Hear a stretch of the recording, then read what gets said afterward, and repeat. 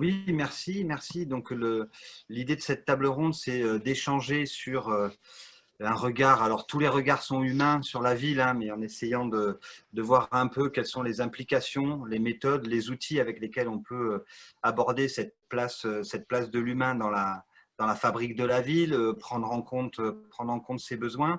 Donc, je commencerai par une rapide présentation d'une vingtaine de minutes pour voilà, partager un certain nombre d'éléments qu'on connaît en sciences humaines et sociales et en psychologie sociale en particulier sur les problématiques liées à la ville. Après, on aura cet échange hein, avec Carole Martin-Deschamps et Stéphanie Cany donc à la fois les enjeux de santé et puis la question des démarches d'implication et d'engagement des habitants.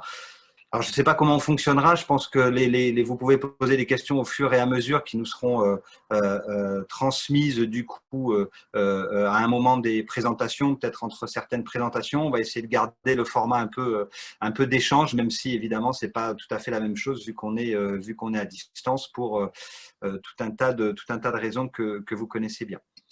Alors simplement pour donc comme je le disais partager un peu avec vous ce qui à l'heure actuelle pas simplement débat mais fait aussi un peu connaissance autour de la façon dont on peut aborder la question de la place de l'humain dans la ville. Alors je vais juste essayer de voir comment je peux passer les diapositives, excusez-moi parce que c'est pas simple, j'ai pas pu utiliser. Voilà, je ferai comme ça. Donc je vais aborder ça à travers l'expérience donc je peux avoir d'un certain nombre d'accompagnements de démarches liées à des aménagements urbains, à des projets urbains, aussi des recherches qu'on peut mener dans le cadre de l'Université de Lyon, du laboratoire d'excellence intelligence des mondes urbains qui est aussi sur Lyon et organisé et accueilli par l'Université de Lyon. C'est aussi des démarches qui vont au-delà, hein, cette intégration de l'humain dans toute sa complexité, c'est de plus en plus un sujet des politiques publiques dans leur ensemble, parce que ça demande effectivement des méthodes spécifiques auxquelles il faut se former et qui parfois demandent à avoir des démarches qui sont des démarches d'innovation. Donc, j'enseigne un peu sur ces sujets-là, à la fois à l'ENA et en menant des travaux dans le cadre de la chaire innovation publique qui croisent des approches bon, de différentes écoles, hein, Polytechnique, Sciences Po, l'École nationale de design, donc l'ENSI, et l'ENA. Donc, ça permet de faire un mélange aussi intéressant et d'essayer d'acculturer aussi la haute administration de l'État à la prise en compte des usages de manière assez fine. Il en reste ce qu'il en reste ensuite, mais bon, on aura au moins fait ce travail d'initiation. Et puis, ça vient toucher aussi à d'autres problématiques qui sont des problématiques qui font que la ville ne fait pas que s'ajuster à des usages existants, elle essaye aussi d'inciter à certains usages. Et cette incitation à des usages en termes de mobilité, en termes de gestion des ressources et de la préservation des ressources, en eau par exemple, la question des usages et des mésusages de certains espaces publics, etc. Ça amène aussi à s'intéresser assez vite à la question du changement de comportement hein, et de comment les aménagements peuvent devenir facilitateurs, voire incitatifs de l'adoption de nouvelles habitudes, de nouvelles relations sociales aussi entre hommes et femmes, entre personnes jeunes et personnes moins jeunes. Et ça, c'est des questions qui se traitent aussi au niveau international, c'est-à-dire d'où l'appartenance à ce qu'on appelle l'International Panel on Behavior Change, l'idée de savoir comment on peut utiliser aussi la ville comme venant démultiplier les démarches d'accompagnement au changement et d'incitation au changement de comportement qui peuvent exister dans tout un tas de domaines, domaine de l'énergie, domaine des mobilités, domaine des déchets, etc. Tout ça interroge aussi assez profondément le sujet sur lequel je travaille un peu plus en recherche fondamentale, qui est celui du rapport au temps. Le rapport à la ville, c'est toujours un rapport qui croise la mémoire collective, la mémoire des lieux, l'expérience au présent et la confrontation avec un espace, avec un état d'esprit à un moment donné, et puis une projection dans un futur futur qui peut être lointain ou proche et qui engage des représentations très différentes. Un futur qui peut être pessimiste aussi ou optimiste, avec ces idées du déclin, par exemple, et toutes les questions que les habitants des villes se posent sur qu'est-ce qui va être le plus résilient. Est-ce que c'est la ville ou est-ce que c'est quitter la ville? C'est quel type de ville? Et avec ces stratégies pour être aux meilleurs endroits pour faire face à un effondrement ou autre chose. Alors tout ça, c'est des sujets humains qui posent la question, et on m'avait proposé de m'appuyer sur la pyramide des besoins de Maslow, donc un travail qui date des années 40, qui garde en partie une actualité, mais qui est aussi beaucoup discuté pour justement son aspect pyramidal et son aspect visuel, qui ne rejoint pas toujours la théorie à l'origine, hein, et la théorie des besoins ou de la motivation, mais bref, partons de cette idée qu'effectivement l'humain, si on essaye de décrire ses besoins, donc on va détacher les besoins des attentes ou des désirs, hein, c'est deux choses différentes, mais on peut organiser ces besoins-là en quelques catégories qui, celles-là, tiennent toujours, hein, sont toujours tout à fait valides, effectivement des besoins physiologiques qui peuvent être plus ou moins impérieux et qui concernent la survie ou en tout cas le maintien d'un certain niveau de vie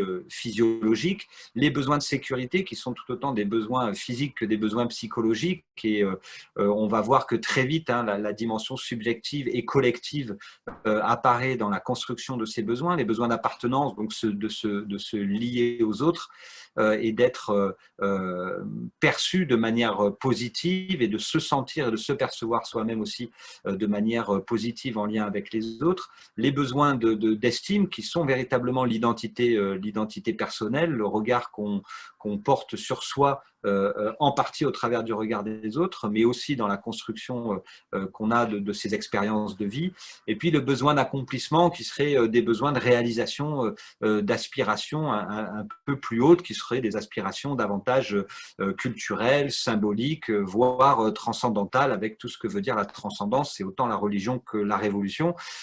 Mais ce qui dépasse de beaucoup l'homme et l'humain et son propre destin. Alors, c'est intéressant parce que ça montre des besoins. Elle a été simplifiée depuis en 3 types de besoins un peu fondamentaux, qui étaient effectivement des besoins plutôt physiologiques, d'autres des besoins sociaux et d'autres qu'on a appelés ensuite des besoins de pouvoir. Alors, c'est en fait traduction malheureuse, hein, de besoin de pouvoir qu'on a ensuite retraduit en termes de besoin de capacité et ensuite de besoin de sentiment de capacité. Donc, vous voyez à quel point on se débat avec cette question de savoir si on a affaire à des besoins qui s'expriment tels quels ou des besoins qui sont ressentis et reconstruits de manière à la fois psychologique, émotionnelle et sociale. Alors, cette pyramide, elle est intéressante, elle pointe vers le fait qu'un environnement n'a pas pour but que de répondre à des besoins strictement physiologiques, d'abriter. Il ne répond pas non plus uniquement à des besoins qui sont des besoins sécuritaires, de protéger, etc. Mais il va aussi correspondre évidemment à des besoins de mise en lien avec les autres, des besoins de reconnaissance sociale et de besoins de poursuite d'objectifs qui sont les objectifs de chaque individu, qui soit seul ou en groupe. Alors cette pyramide, elle n'a pas en fait la forme d'une pyramide du tout. Il y a des allers-retours. Chaque besoin est lié à l'autre. Il y a plein de gens qui font passer leurs besoins d'accomplissement bien avant leurs besoins physiologiques. Et heureusement, il y en a d'autres qui font passer leurs besoins d'estime avant leurs besoins de sécurité. Et ça, on y assiste tous les jours dans les villes à l'heure actuelle. Et c'est un des sujets quand même de la question de l'apaisement des villes. Donc tout ça est complexe, dépend beaucoup des groupes et des cultures. Hein. Il a été identifié que dans d'autres cultures, c'est les besoins d'appartenance qui arrivaient en premier après les besoins physiologiques, bien avant les besoins de sécurité, puisque la sécurité, en fait, se base sur l'appartenance. Bref, on a des complexités comme ça. Il y a aussi la différence entre ce qu'on désire et ce qui va nous satisfaire. Il nous arrive d'avoir un désir d'appartenance, mais que ce ne soit pas ça qui nous satisfasse. C'est-à-dire qu'on est convaincu qu'on a besoin et envie d'être lié aux autres, et puis il se trouve que le jour où on est lié aux autres, en fait, on ne l'apprécie pas tant que ça. Ça a à voir aussi avec la question de l'expression des besoins. d'une population d'usagers qui se projettent dans des espaces publics, par exemple, et qui vont dire, voilà, on vous assure, on aura besoin de ça. Et puis, le jour où l'espace public est livré et qui semble répondre à ces besoins, ben, la satisfaction n'est pas là du tout, parce que ben, le désir qui s'exprime n'est pas tout à fait la même chose que, enfin, en se projetant dans le futur et en imaginant ce que pourrait être un lieu, n'est pas du tout la même chose que de vivre concrètement ce lieu. Et puis, il y a les besoins qui se construisent de manière interne, hein, ou face à soi-même et en réflexivité, on imagine des besoins. Puis, il y a tous les besoins qui se construisent de manière externe par la publicité, par le fait qu'un espace va être capable de générer un besoin d'affiliation aux autres. Là, on ne le ressentait pas tant que ça, mais un espace est capable de générer ce besoin-là parce qu'il organise des lieux qui font que on a envie soudainement de se lier aux autres, là où dans d'autres espaces, on n'a absolument pas envie de se lier aux autres, d'où les métaphores de la place du village versus des métaphores qui vont être des métaphores liées à des non-lieux, des lieux de passage, des lieux de transition. Et puis, il y a tout ce que les situations immédiates vont générer comme besoin auxquels on ne s'attendait pas, parce que soudainement on est face à un espace trop chaud, parce que soudainement on fait face à un espace où les gens courent et tout à coup on aura besoin d'autre chose, de se protéger, de se mettre à l'écart. Donc les situations immédiates génèrent des besoins parfois inattendus. Et puis disposition pour dire qu'il y a des publics qui ont des dispositions différentes par rapport à l'espace public et où on sait que chez certaines populations, le besoin de sécurité sera plus majeur, alors que pour d'autres, ça va être le besoin d'accomplissement qui va être, et de prise de possession et de sentiment de pouvoir sur l'espace public, qui va peut-être être le premier déterminant de leurs attentes et de leurs usages. Donc c'est complexe, en même temps, c'est pas complètement hasardeux. On arrive petit à petit à comprendre comment se construit l'expérience d'un lieu, comment l'humain entre en interaction avec un espace urbain en particulier. Alors, c'est des modèles qui sont relativement et qui permettent de résumer un tout petit peu et de schématiser les grandes dimensions de ce qu'on appelle l'expérience urbaine. Véritablement, l'expérience, c'est le moment où l'humain fait corps un tout petit peu avec une situation. C'est-à-dire qu'on ne sait plus tout à fait ce qui appartient à la situation extérieure et ce qui appartient à l'humain lui-même, ce qui tient à l'un ou à l'autre. L'expérience, c'est vraiment le moment de connexion des deux. Et où normalement, quand on parle d'expérience, on doit parler avec des mots qui parlent autant des gens que de ce qui les entoure. Et les mêmes mots doivent pouvoir parler des deux.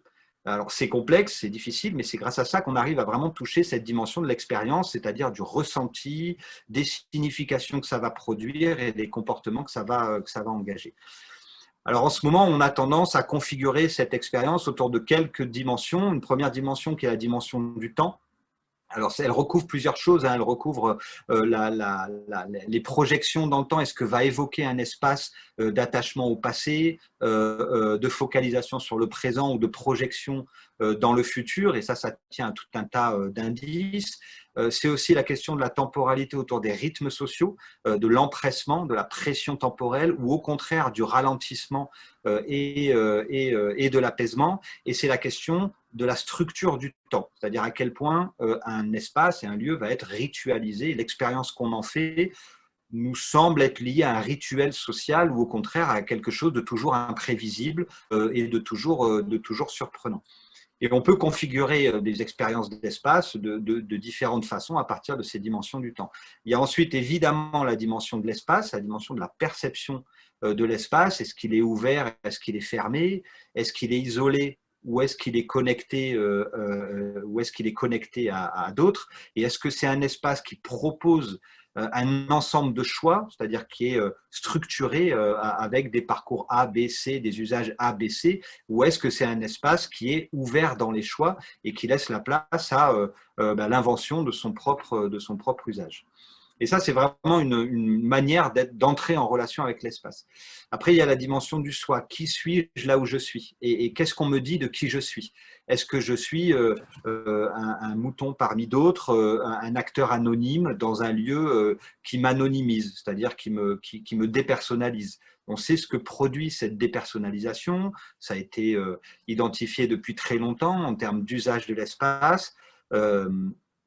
Alors, pour pas caricaturer, pour éviter les incompréhensions, quand je dis on sait ce que ça produit, c'est-à-dire que les espaces anonymes produisent des usages particuliers, c'est-à-dire que, par exemple, ils vont faciliter des comportements un peu opportunistes qui vont être un peu en désaccord avec, on va dire, les règles de la civilité, on va le dire comme ça. Et on sait que des espaces qui anonymisent, qui dépersonnalisent, vont provoquer des relations sociales un peu, parfois un peu particulières. Par contre, on sait aussi que ces espaces dépersonnalisés sont des espaces qui accueillent ceux qu'aucun autre espace accueille. Et ça, c'est des configurations particulières d'espace qui sont capables de dire on n'attend personne en particulier. Alors, c'est pas juste qu'on attend tout le monde, c'est que ceux qui vont occuper cet espace pourront l'occuper de manière relativement anonyme. Et dès qu'on a ça, on voit un certain nombre d'anonymes, justement, de ceux qui sont laissés un peu dans l'anonymat social, qui viennent occuper ces espaces-là pour leur propre usage et parce qu'ils arrivent à occuper des espaces qui sont anonymes. Donc voilà, il y a cette dimension du soi, à quel point c'est lié à mon identité, à quel point c'est lié à mon histoire et à quel point je me sens reconnu, perçu de manière personnelle et reconnu de manière personnelle dans un espace. Ensuite, il y a les autres. Alors les autres, c'est quoi? C'est le rapport qu'on entretient de confiance. Alors la confiance, c'est un agrégat de plein de choses, mais disons la distance sociale, c'est-à-dire à quel point je me sens similaire aux autres ou au contraire, je perçois une grande différence et donc est-ce que je comprends ce qu'ils font à l'heure actuelle de cet espace ou est-ce que leurs usages me paraissent un peu mystérieux, voire parce que je ne les connais pas un tout petit peu dangereux ou au contraire très attractifs, etc. Et puis, c'est la question de la distance supportable, c'est-à-dire cette espèce de métrique entre les gens, de proxémie sociale, comme on dit, qui fait qu'on accepte d'être proche, au contraire, on a envie d'être très éloignés les uns des autres. Donc, c'est à quel point un espace va fonder un certain nombre de relations sociales et au final, peut-être fonder un collectif. Et puis, il y a la dimension du contrôle, c'est-à-dire que la capacité perçue qu'on a dans un espace, à quel point on a l'impression que cet espace nous laisse la main un tout petit peu pour inventer des usages, pour s'approprier un tout petit peu l'espace, pour dévier un tout petit peu des parcours fléchés, inventer de nouvelles choses, ou est-ce qu'au contraire, c'est des espaces qui sont très marqués et plus qu'incitatifs, très directif dans les usages qu'il propose sans trop de choix. Parfois, la prise de contrôle, c'est simplement choisir entre A et B. Ça peut être un premier niveau de contrôle. Je choisis un parcours et être mis dans cette situation de choix donne un certain sentiment de contrôle. C'est aussi une question de positionnement et de pouvoir par rapport à l'espace. Et là, on peut différencier des populations selon leurs usages qui vont se retrouver dans des espaces où on leur donne la main parce qu'on les met en position dominante et d'autres groupes, au contraire, auxquels on prive de toute maîtrise, ne serait-ce que visuelle sur l'espace, parce qu'on va agencer l'espace de telle manière à ce qu'ils ne puissent pas avoir cette maîtrise-là. Donc voilà, ça, c'est des dimensions un peu générales qui permettent de penser un peu le rapport humain à l'espace, qui permettent aussi de configurer des expériences. Dans les lieux de mobilité, par exemple, on sait qu'on va avoir 3 configurations à peu près standards d'expérience, donc d'état d'esprit, mais aussi d'aménagement, parce que ça conduit à des aménagements très concrets. L'une qui est un état de décision, c'est-à-dire le moment où on a besoin de prendre de l'information pour savoir où on va, comment on fait, qu'est-ce qu'on peut faire, de quoi on a besoin, où se diriger. Donc, c'est les moments où on a besoin de faire des choix. L'exploration, qui est au contraire le moment où on a fait des choix et on est tranquillisé sur ces choix-là, rassuré sur le lieu où on est, la destination vers laquelle on va et où on se retrouve un peu plus ouvert à des offres de services, à des contacts sociaux, à des expériences sociales et collectives, voire artistiques ou autres. Et puis, à l'espace de transition, où le but étant d'aller de A à B, on a un rapport tout à fait différent aux autres, un rapport différent au temps, un rapport différent à l'espace. Enfin, tout ça va changer parce qu'on a besoin d'aller vite, de se sentir qu'on progresse, de sentir qu'on avance, d'être sécurisé, qu'on est bien toujours dans la direction où on souhaitait aller. Donc ça pose un peu des configurations d'espace qui sont ensuite intéressantes et qui peuvent déterminer un tout petit peu les usages qui vont être faits. Donc, je passe rapidement sur ça, c'est pour montrer que chacun de ces éléments-là est lié aussi à des éléments qui peuvent conduire soit à des aménagements, soit à de la signalétique, soit à de l'architecture. Enfin, il y a tout un tas de conséquences quand on cherche à comprendre qu'est-ce que l'aménagement produit sur les états d'esprit et sur l'expérience d'un espace.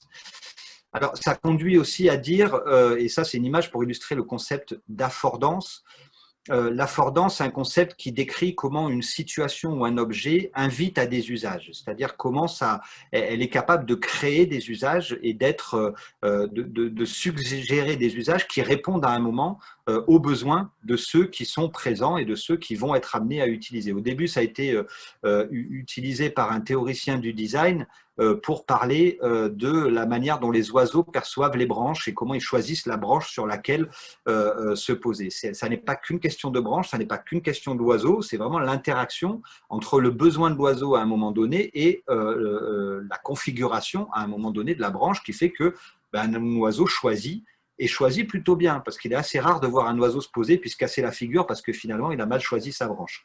Donc il y a quelque chose qui fait que les lieux, les situations rentrent en résonance ou pas avec des usages attendus et que ça va créer une invitation à un usage. Ces invitations à l'usage, on peut les explorer de plein de façons. Je prendrai quelques exemples. Les cartes mentales sont un outil extrêmement intéressant parce que l'espace et les environnements réels sont jamais les environnements perçus, qu'il y a un vrai décalage entre les deux et qu'aller explorer la version subjective d'un espace fait toujours apparaître des frontières inattendues, fait toujours apparaître des points noirs, des manques, des sortes de trous noirs à des moments donnés, c'est-à-dire des espaces qui ont une masse cognitive particulièrement importante parce qu'on sent que toute la carte mentale se structure autour de ça et pourtant, ce n'est pas forcément des espaces très bien identifiés, voire c'est des espaces complètement délaissés, non utilisés, mais parce que soit ils représentent une menace, soit dans la mémoire collective, quelque chose s'est joué là à une époque et cette histoire s'est transmise par des adages, par des récits, etc.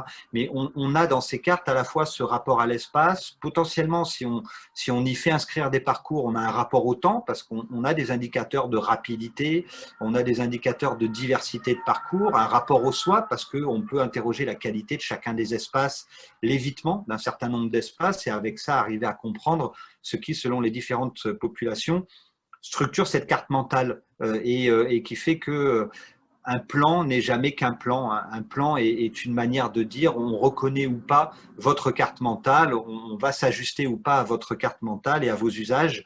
On avait accompagné les gares françaises dans un certain nombre de travaux autour des plans de gare et on s'est bien rendu compte qu'il y avait deux approches du plan. Il y avait une approche très objective, où on partait du plan architectural puis on essayait de le simplifier, mais en gros, le message, c'était de dire on va vous expliquer où sont les murs au cas où vous ne les voyez pas. Et puis, il y avait d'autres approches qui étaient plutôt des approches en termes d'usage et qui disaient on va partir des usages qu'on constate et des usages qu'on a envie de faciliter. Et on va produire des plans qui sont des plans d'usage, des plans de flux, des plans de lieux. Et du coup, les espaces réels ne correspondaient plus aux espaces sur le plan. C'était des espaces avec s'il y avait plus de services à un endroit, ils étaient plus importants. S'il y avait moins d'usage, ils étaient moins importants, etc. C'est un peu ce que font certaines cartes et certains plans du métro qui se sont émancipés des distances réelles pour être plutôt dans des plans liés aux usages. Alors, c'est aussi intéressant ces éléments-là parce qu'on peut aussi analyser comment des formes architecturales produisent un certain rapport au temps, par exemple. C'est l'image que vous avez en bas à gauche qui montre qu'un ensemble architectural extrêmement lisse, extrêmement monotone, avec peu de rythme, produit un temps qui est un peu plus long. Là où un paysage architectural très répétitif, c'est-à-dire qu'il est plus simplement linéaire, il est répétitif, va lui produire un temps produire un temps un peu plus court, il va accélérer en quelque sorte le temps, là où une grande diversité des formes architecturales va réaugmenter le temps perçu. Donc quand on parle d'apaisement des villes, il y a plein de façons de le faire. Il y a plein de façons. On peut reprendre ces éléments-là via des aménagements. On peut reprendre ces éléments-là via de la signalétique. On peut reprendre ces éléments-là via de l'environnement sonore, etc. Pour aller un peu plus loin que l'idée qu'il suffit de la nature ou de l'eau pour apaiser, ce n'est pas le cas. Il y a de la nature qui n'apaise pas du tout. Il y a de l'eau qui ne l'apaise pas du tout. Il y a par contre certaines. Alors, ça tient à quelques ingrédients qui sont liés au fonctionnement cognitif humain, qui n'est pas hasardeux. Qui vient de loin, qui s'est construit depuis très longtemps et qui fait que, par exemple, le ralentissement du temps, la baisse de la pression temporelle repose sur 3 ingrédients majeurs, par exemple, qui sont l'abstraction, l'évocation de nature et la verticalité. Mais il faut les 3 éléments ensemble. C'est-à-dire que ce n'est pas n'importe quelle forme d'arbre qui peut arriver à produire un ralentissement. C'est en particulier la verticalité. Donc, ça veut dire que les troncs ne doivent pas être tout à fait les mêmes, etc., etc. Et puis, dernière chose là-dessus, mais on se rend compte que l'expérience d'un espace, elle est souvent partagée sous la forme d'un récit. C'est en fait un récit, voilà, je suis arrivé, et puis il s'est passé ça, et puis soudain ça, et puis voilà. Et donc, il y a des démarches en ce moment de construction et de réflexion sur les espaces à travers la forme des récits, hein, les courbes classiques des récits, avec une scène qui s'ouvre et avec des péripéties, et puis le climax, en tout cas la péripétie majeure qui ensuite se résout, etc. Et qui fait que, chemin faisant, on a appris quelque chose. On a appris quelque chose de la ville, on a appris quelque chose de l'histoire, on a appris quelque chose de la société. Et construire la ville pour l'humain, c'est aussi produire ces histoires-là. Alors rapidement, il y a aussi autre chose, c'est la ville incitative, c'est la ville qui participe au changement de comportement, à faciliter ces changements-là. J'ai pris là 3 expériences sur lesquelles j'ai travaillé relativement récemment, un peu moins récemment pour celle de Lyon, mais qui a été reproduite à la gare Pardieu récemment. Donc cette question de comment on essaye de faire des environnements urbains des prétextes positifs, et on renoue un autre rapport aux environnements urbains qui est un rapport d'activité. Alors c'est l'image que vous avez à droite, hein, cet escalier qu'on avait réhabillé à la station de métro La Guillotière, qui faisait partie, on a travaillé ça avec l'association PEPS, et qui faisait partie d'un projet de santé publique, hein, et où quand on interrogeait les gens sur l'activité physique, ils disaient ça coûte cher, parce que tout de suite ils pensaient sport, ils pensaient salle de sport, et l'environnement urbain était à ce moment-là pas du tout perçu comme une occasion. Et on s'est rendu compte en observant l'environnement urbain que, par exemple, quand on va dans une sortie de métro, on a un choix qui n'est pas un vrai choix. On a un choix où d'un côté, on a un escalator qui brille, qui est éclairé, qui est mouvant, qui se nettoie tout seul, donc il est propre. Et parce que tout ça, il y a du monde dessus. Et à côté, on a un escalier qui est sombre, qui est fixe. Comme il est fixe, il ne se nettoie pas tout seul. Et parce que tout ça, il n'y a personne dessus. Et ça, n'importe quel humain, face à cette situation-là, il ne fait pas vraiment de choix. Il va aller directement vers l'escalator. Et ce n'est pas de la responsabilité des humains en question, c'est la responsabilité du lieu et de l'espace.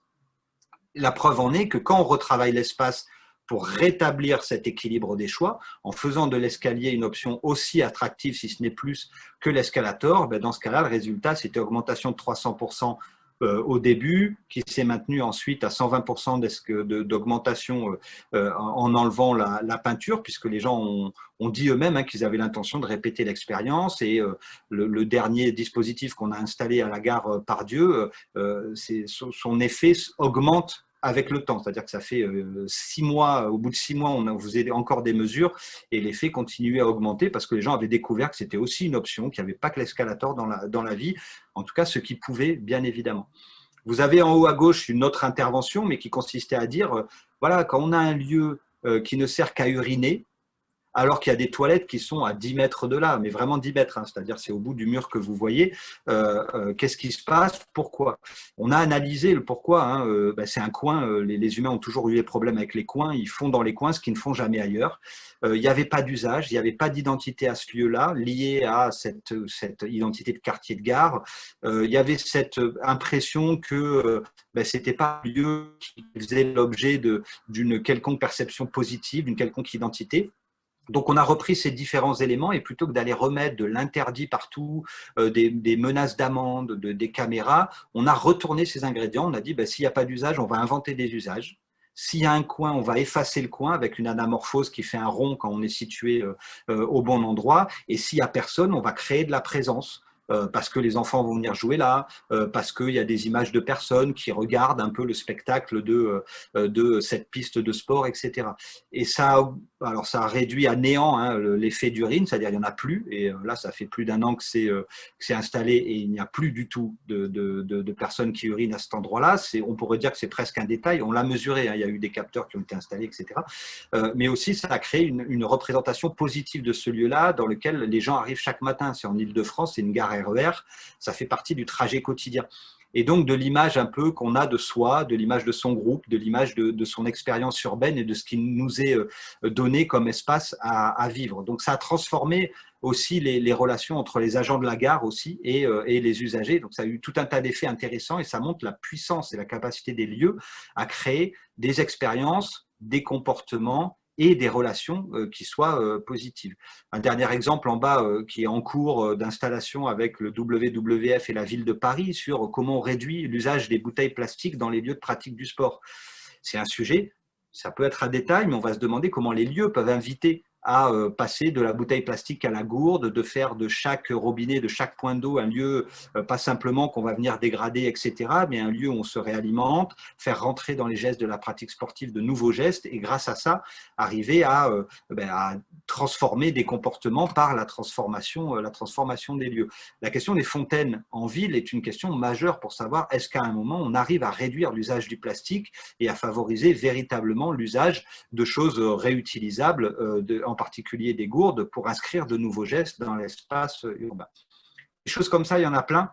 On peut donner des sentiments de temps, par exemple, et faire réapparaître le temps long avec ce qu'on appelle la tonte changeante, c'est-à-dire créer des parcours qui changent dans un espace suffisamment large et où on va tondre l'herbe de manière différente pour essayer de montrer que les parcours sont changeants. Ça fait réintroduire une notion de temps. Il y a des marqueurs de temps comme ça, c'est par exemple des repères soit à côté des arbres, soit à côté de plantes grimpantes, qui montrent que les plantes augmentent. Et ça redonne un sentiment de temps, et on le connaît bien en psychologie, ça a une vertu, c'est que ça permet aux gens de se projeter un peu plus dans le futur, d'être un peu moins dans l'immédiat. Donc ça ralentit un petit peu la pression temporelle. On peut inciter à cheminer dans des espaces pour essayer d'amener les gens aussi vers des espaces inconnu, mais inconnu parce que délaissé et délaissé parce qu'inconnu. Donc cette espèce de cercle vicieux qu'on a d'un espace qui est complètement délaissé, qui est du coup approprié d'une manière problématique et on n'arrive plus à sortir de ça, on sait comment inciter à des nouveaux cheminements, à retravailler un peu les parcours pour arriver à faire en sorte que les gens redécouvrent certains lieux. C'est aussi la question de l'éclairage et d'aller finement dans comment un éclairage est capable de générer certains types de sentiments, sentiments de présence, même s'il n'y a personne, sentiment de sécurité, par exemple, sentiment d'être reconnu un peu personnellement, parce qu'il va y avoir une interaction qui va se nouer entre l'éclairage et la personne, qui n'est pas juste ça s'allume, ça s'éteint, mais qui va un peu plus loin. C'est aussi faire réapparaître la nature de plein de façons et la désignation des plantes à la craie qui a commencé à Nantes il y a quelques années et qui maintenant se fait un petit peu partout et une manière extrêmement intéressante de faire réapparaître la nature là où elle arrive à se faire une place, ou encore à gauche, vous avez ces dispositifs qui consistent à utiliser de la peinture qui se révèle quand elle est mouillée, pour essayer de faire réapparaître les enjeux, et c'est ce qu'on est en train de faire avec l'agence de l'eau de Est Méditerranée-Corse, pour essayer de se demander comment on sensibilise à la désimperméabilisation des sols, comment on arrive à retravailler la question de la présence de l'eau en ville, comment on rend le tout tuyau problématique et plus classique, comment on fait de la gestion intégrée, de la gestion alternative des eaux pluviales, une gestion normale et qui va de soi et qui paraît normale à tout le monde. Et ça, c'est des enjeux qui peuvent être aussi portés par la construction et la conception des espaces urbains. Je passe rapidement sur le fait que ça peut aussi être amené à traiter des questions aussi anecdotiques, mais en fait cruciales, que le moustique tigre, parce que le moustique tigre, typiquement, c'est un indicateur d'un certain état urbain.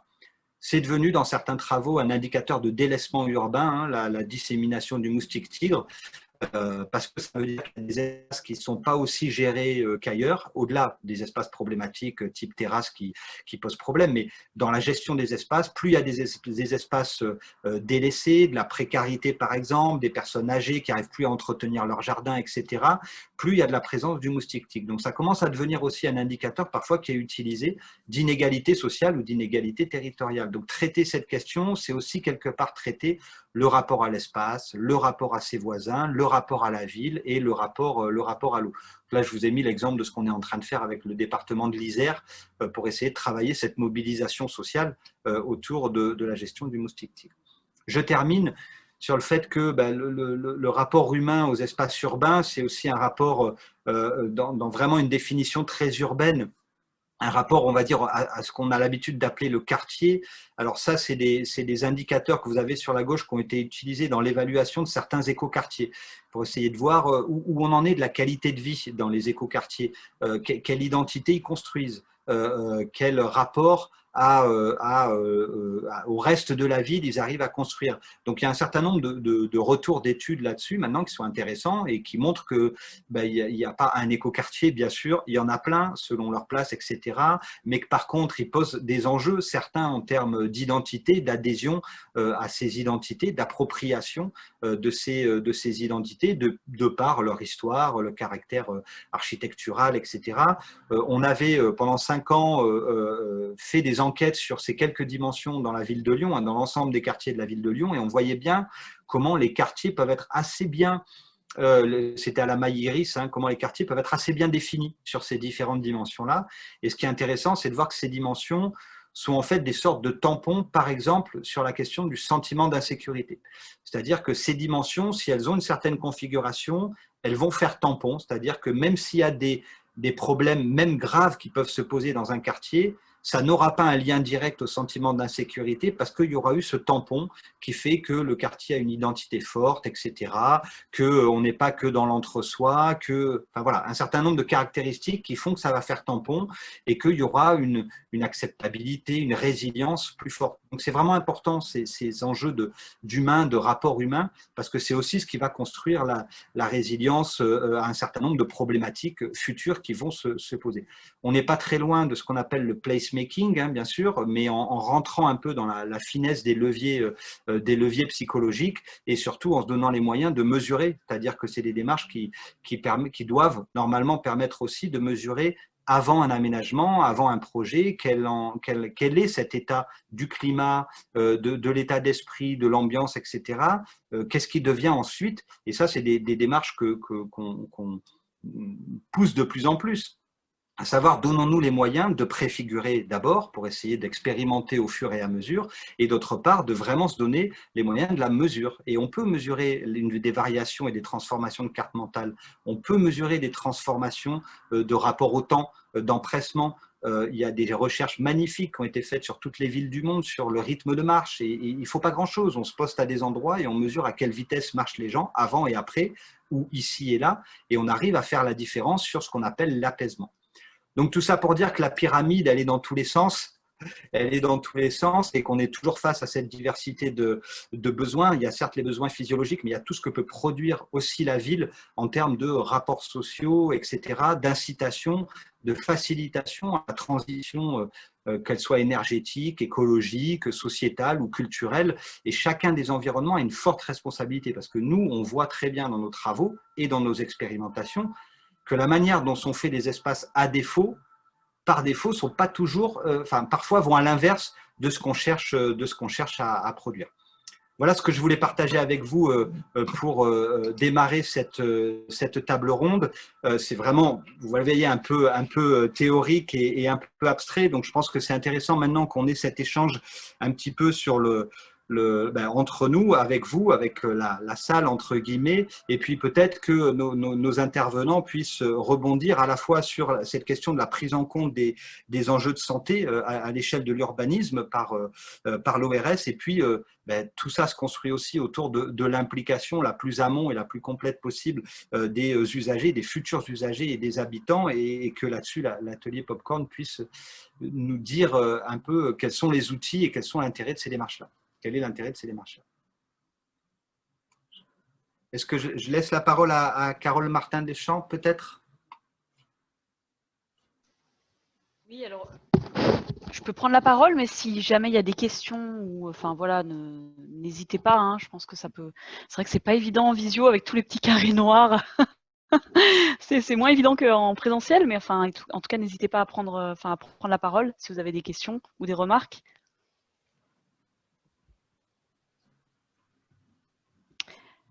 Ok. Donc oui, effectivement. Donc moi, je suis Carole Martin-Deschamps. Donc je suis la directrice de l'Observatoire. Ah, alors il y a une question, je vois.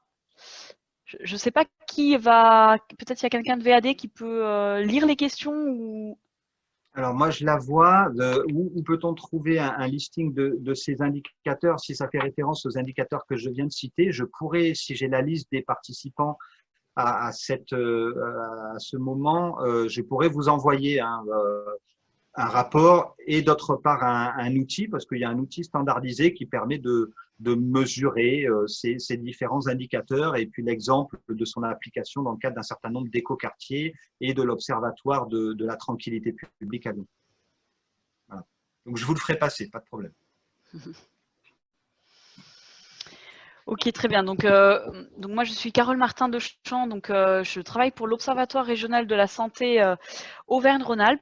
Donc, l'Observatoire régional de la santé en Auvergne-Rhône-Alpes, juste pour en toucher deux mots, c'est une association loi 1901. Il en existe une dans chaque région. Et donc, notre mission, c'est une mission d'aide à la décision. Donc, on n'est pas un organisme de recherche, hein, on est sur de l'aide à la décision par la réalisation d'études en santé publique. Donc, on travaille beaucoup avec l'ARS, l'Agence régionale de santé, qui nous demande, en fait, qui nous commande des études dans le cadre des plans régionaux de santé, notamment. Et on travaille beaucoup aussi avec les collectivités territoriales dans le cadre de diagnostics locaux de santé, quand il y a une planification territoriale de santé qui se met en place. Et par ailleurs, on est quand même assez impliqué sur le champ de la santé-environnement, puisqu'on a un pôle santé-environnement avec des professionnels, des chargés d'études qui travaillent plus spécifiquement sur ces questions-là. Et on est assez associé au plan régional en santé-environnement 3, le PRSE 3, aussi bien sur les questions d'observation en santé-environnement, de mise à disposition d'indicateurs sur les questions de santé-environnement à différents niveaux territoriaux, que sur un dossier qui s'appelle l'urbanisme favorable à la santé.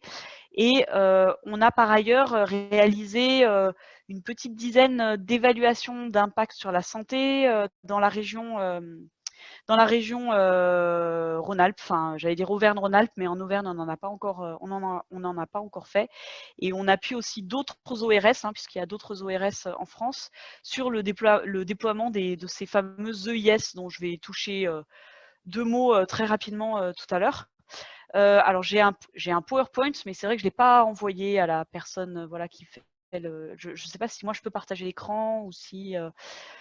Normalement, oui. Hein. Normalement, je peux partager l'écran, d'accord. Oui, Carole, normalement, tu peux partager ton écran et diffuser le PowerPoint comme si tu le Ok, super.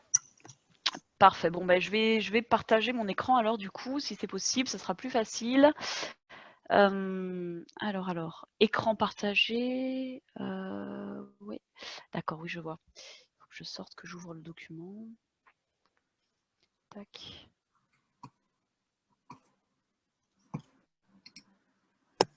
Après, du coup, peut-être que Stéphanie, en attendant que Carole cherche son document, tu peux te présenter ton nom, ton prénom, ta structure, et puis après, on repasse la main à Carole. Pas de souci. Donc, oui, bonjour à tous et à tous derrière vos écrans noirs, effectivement. Merci aux organisateurs de ce moment. Donc, moi, je suis Stéphanie Cagny, je suis cofondatrice de l'atelier Popcorn et je définis donc, mon métier depuis quelques années comme AMU, donc assistant à maîtrise d'usage. C'est une notion qui a émergé assez récemment. Jusque-là, on se décrivait plutôt comme facilitateur de la participation. Notre métier, c'est d'associer finalement dans tout projet l'ensemble des compétences et de faire naître un certain nombre de rencontres, puisque un projet urbain, qu'on parle d'espace public, de logement, d'équipement, de bureaux, finalement, il y a ceux qui pensent, ceux qui budgètent, ceux qui conçoivent, ceux qui construisent et puis ceux qui vivent le lieu. Et nous, l'idée, c'est de rapprocher l'ensemble de ces acteurs pour que les projets qui aujourd'hui naissent sur nos territoires soient le plus en accord possible avec l'ensemble des attentes. Donc, d'où l'idée du popcorn, c'est qu'on est tous un grain de maïs, on pense tous qu'on est tous pareils ou qu'on est unique et qu'on n'est pas comme le grain de maïs d'à côté. Et en fait, c'est en s'associant, en mettant finalement la chaleur de nos réflexions, en ajoutant notre piment, notre sel, notre sucre, qu'on arrive à avoir un résultat final qui est apprécié en théorie de tous. Et il y a quelques surprises souvent dans le popcorn. Merci Stéphanie. Carole, c'est tout bon? Oui, alors c'est bon, j'essayais de mettre mon écran en plein écran, mais je ne trouve pas le... Là, je suis sur un document PDF, du coup, je ne sais pas comment... Si tu vas sur l'onglet affichage, ouais. Mode plein Mode écran. lecture. Ou lecture, c'est comme c'est pareil, je pense. Moi, j'ai l'habitude du plein écran, mais... donc, c'est dans affichage, mode plein écran. Ouais, c'est mieux comme ça. Merci beaucoup. Très bien. Ok. Donc voilà, déjà, bon, juste repartir un tout petit peu de définition de la santé, voilà, pour bien comprendre effectivement de quoi on parle quand on parle d'intégration de la santé dans les projets d'aménagement et les projets d'urbanisme. Déjà, vous dire qu'on parle voilà, d'une définition de la santé qui est la définition, alors non pas de l'ORS, mais de l'OMS, cette fois-ci de l'Organisation mondiale de la santé, qui définit la santé comme un état de complet bien-être à la fois physique, mental et social, et pas juste comme l'absence de maladie ou d'infirmité. Donc effectivement, ça c'est important de partir de cette définition, voilà, puisqu'elle prend aussi en compte la notion de bien-être, voilà, aussi de on va dire tous les éléments qui ont été présentés aussi tout à l'heure dans la pyramide de Maslow. Donc effectivement, on part du principe que les individus sont liés à de nombreux déterminants, que ce soit voilà, des facteurs de style de vie des individus, des réseaux sociaux de proximité, les conditions de vie, de travail, d'éducation, toute la question des conditions socio-économiques et environnementales, des services auxquels ils ont accès et qui vont avoir un impact finalement sur leur santé. C'est vrai que il y a de nombreux travaux scientifiques qui mettent en avant le fait que finalement le système de santé ne compte que pour 12 à 20% sur l'état de santé d'une population, et que les 80% restants se jouent en dehors du système de santé, qui vont être influencés par d'autres types de facteurs, comme on peut le voir aussi sur cette pyramide, malgré les croyances de la population qui vont effectivement plutôt mettre en avant l'influence des services de santé sur l'état de santé d'une population. Alors, c'est pour ça qu'effectivement, les politiques autres que les politiques de santé vont avoir finalement un impact positif ou négatif, direct ou indirect, sur l'état de santé d'une population. Voilà, donc là, effectivement, on voit un petit peu plus précisément comment les déterminants de santé peuvent jouer et influencer effectivement, comment les déterminants vont influencer effectivement la question de la santé. Et pour prendre l'exemple de l'urbanisme, parce qu'il y a d'autres champs qui pourraient être pris en exemple. Là, on voit sur ce schéma que voilà, et ça on le sait, c'est bien établi dans la littérature en santé publique, et puis pas que en santé publique, aussi sur les questions d'ordre environnemental, que les particules émises par les véhicules, les émissions de chauffage et des industries vont avoir un impact sur la santé, sur la santé des populations, au niveau respiratoire et même au niveau d'autres types de problématiques de santé. On sait aussi que l'installation de plantes allergisantes, enfin d'arbres allergisants, de moustiques, on a parlé tout à l'heure du moustique tigre, vont aussi assez logiquement avoir un impact sur la santé. La question de la qualité des eaux, mais aussi du bruit, le bruit de la circulation, qui aussi va avoir un impact sur les questions on va dire de fatigue aussi, de fatigue mentale, de sommeil et même de surpoids, puisque aujourd'hui on a des éléments qui mettent en avant le lien entre le bruit et le surpoids.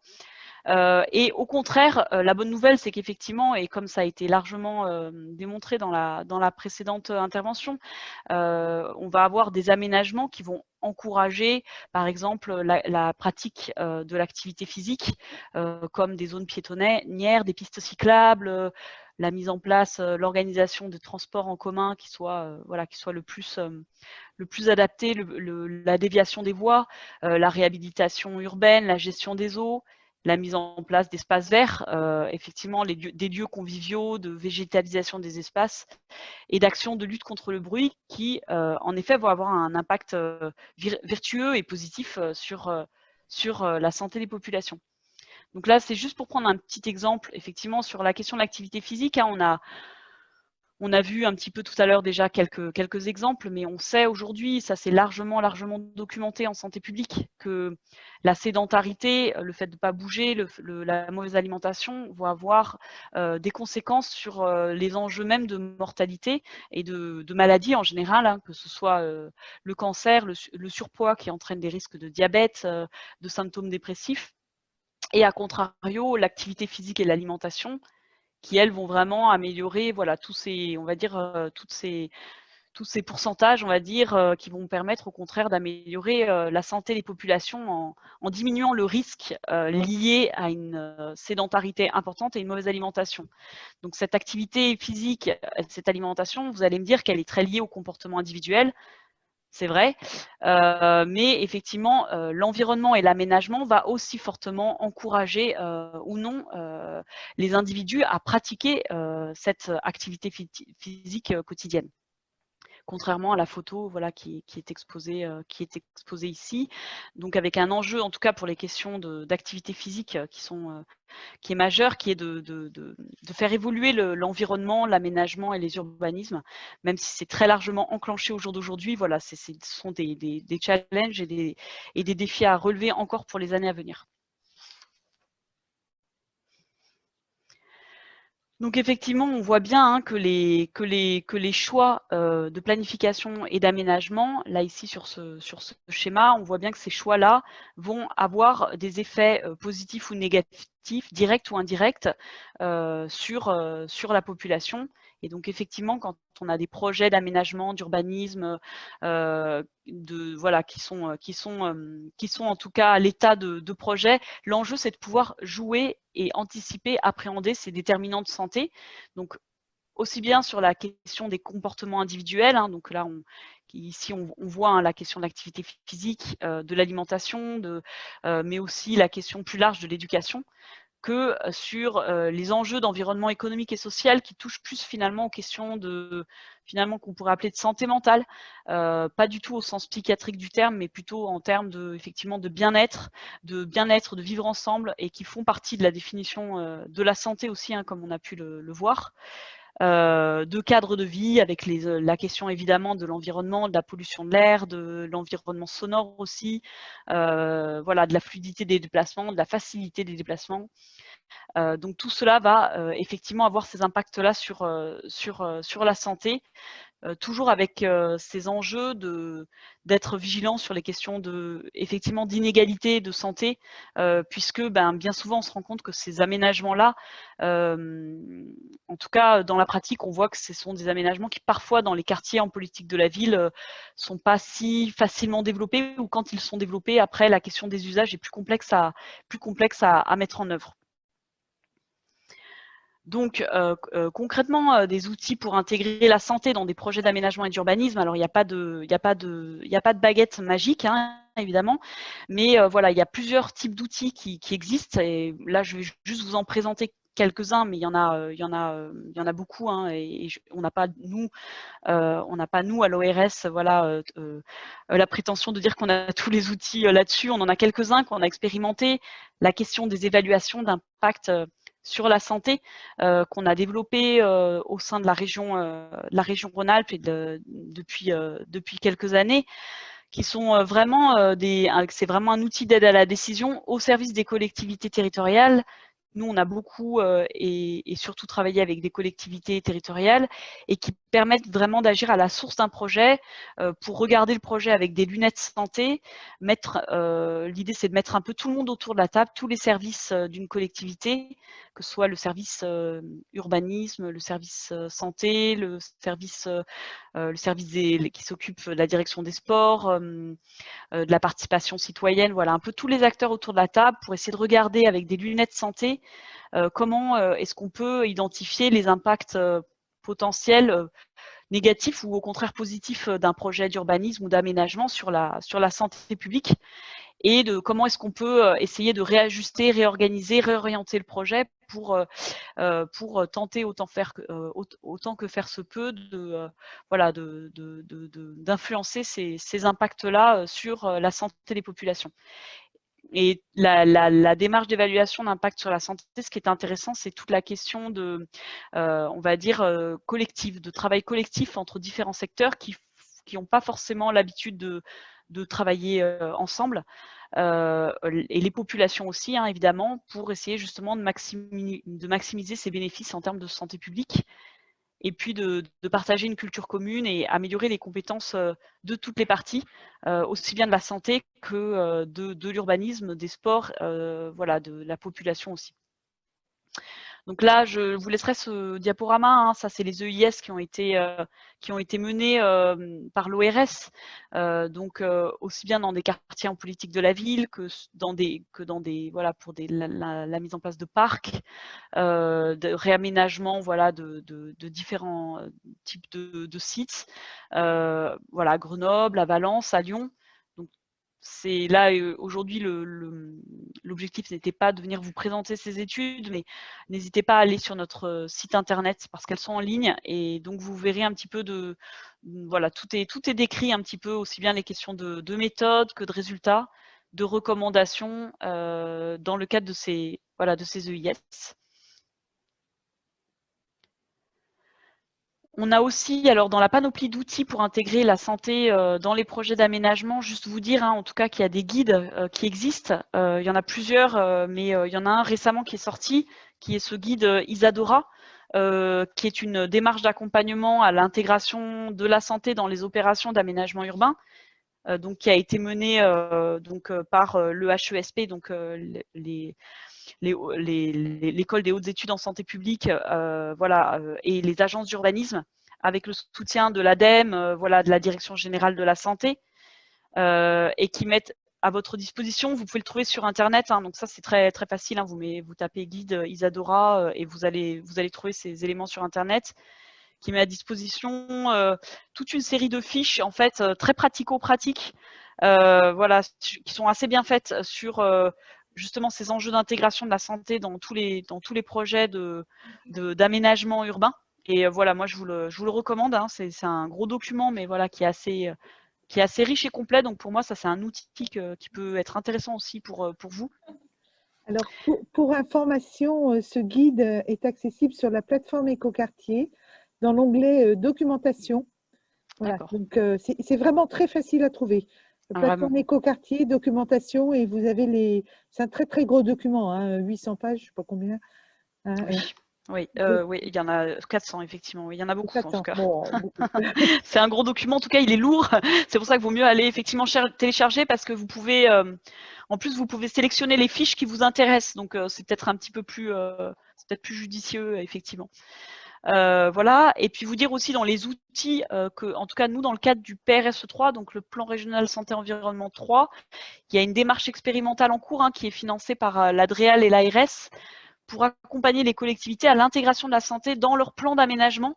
Donc là on parle bien des documents, enfin voilà, des plans d'aménagement. Donc là on est bien en amont, donc dans les SCOT, les PLU, les PLH, et donc ça c'est un travail que l'on mène avec les agences d'urbanisme, et qui va normalement, qui a vocation à s'étendre à toutes les collectivités. Et donc voilà, dans ces plans d'aménagement, normalement, en tout cas la question de la santé au sens vraiment global, et donc au sens très très large, doit être de plus en plus intégrée, hein, même si évidemment il y a tout le réseau des villes santé OMS, voilà, on part pas du tout de zéro, il y a déjà beaucoup de choses qui ont été faites, mais en tout cas voilà, l'idée c'est de pouvoir l'intégrer de plus en plus, et même en amont, et pas quand on a déjà le projet, mais même encore plus avant, en tout cas d'essayer de travailler un peu à toutes les étapes d'un projet.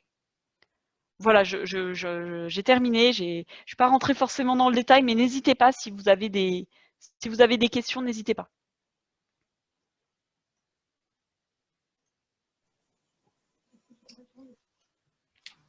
Merci beaucoup. Est-ce qu'il y a des questions? Je peux regarder, voir s'il y a des choses.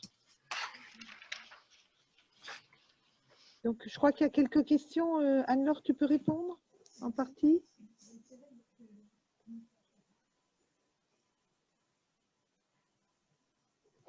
Donc, pour revenir sur le guide Isadora, le CEREMA nous indique qu'ils ont participé effectivement aussi à ce travail-là et elle propose un lien sur le CEREMA. Je voulais juste répondre à Monsieur Durand sur la question de l'intégration de la mixité et comment mettre en pratique tout ce qu'on vient de dire dans un PLU sur les habitations légères, etc. Je pense que l'objet, ce serait les OAP, les orientations d'aménagement et de programmation, qui, au sein du règlement du PLU, vous permettent de préciser ce que vous attendez, les objectifs que vous attendez des aménagements. Donc, le règlement, le PADD définit plus généralement le projet politique dans le PADD et ce que vous voulez faire de vos aménagements en général. Et l'OAP précise sur un secteur bien particulier le projet que vous voulez faire, que vous voulez maîtriser. Donc, vous pouvez très bien mettre des objectifs concernant la santé, concernant les habitations légères. Voilà, vous pouvez préciser votre projet dans les OAP. Il y avait aussi une question de Monsieur Soleillant sur le confort thermique d'été qui souvent n'est pas pris en compte.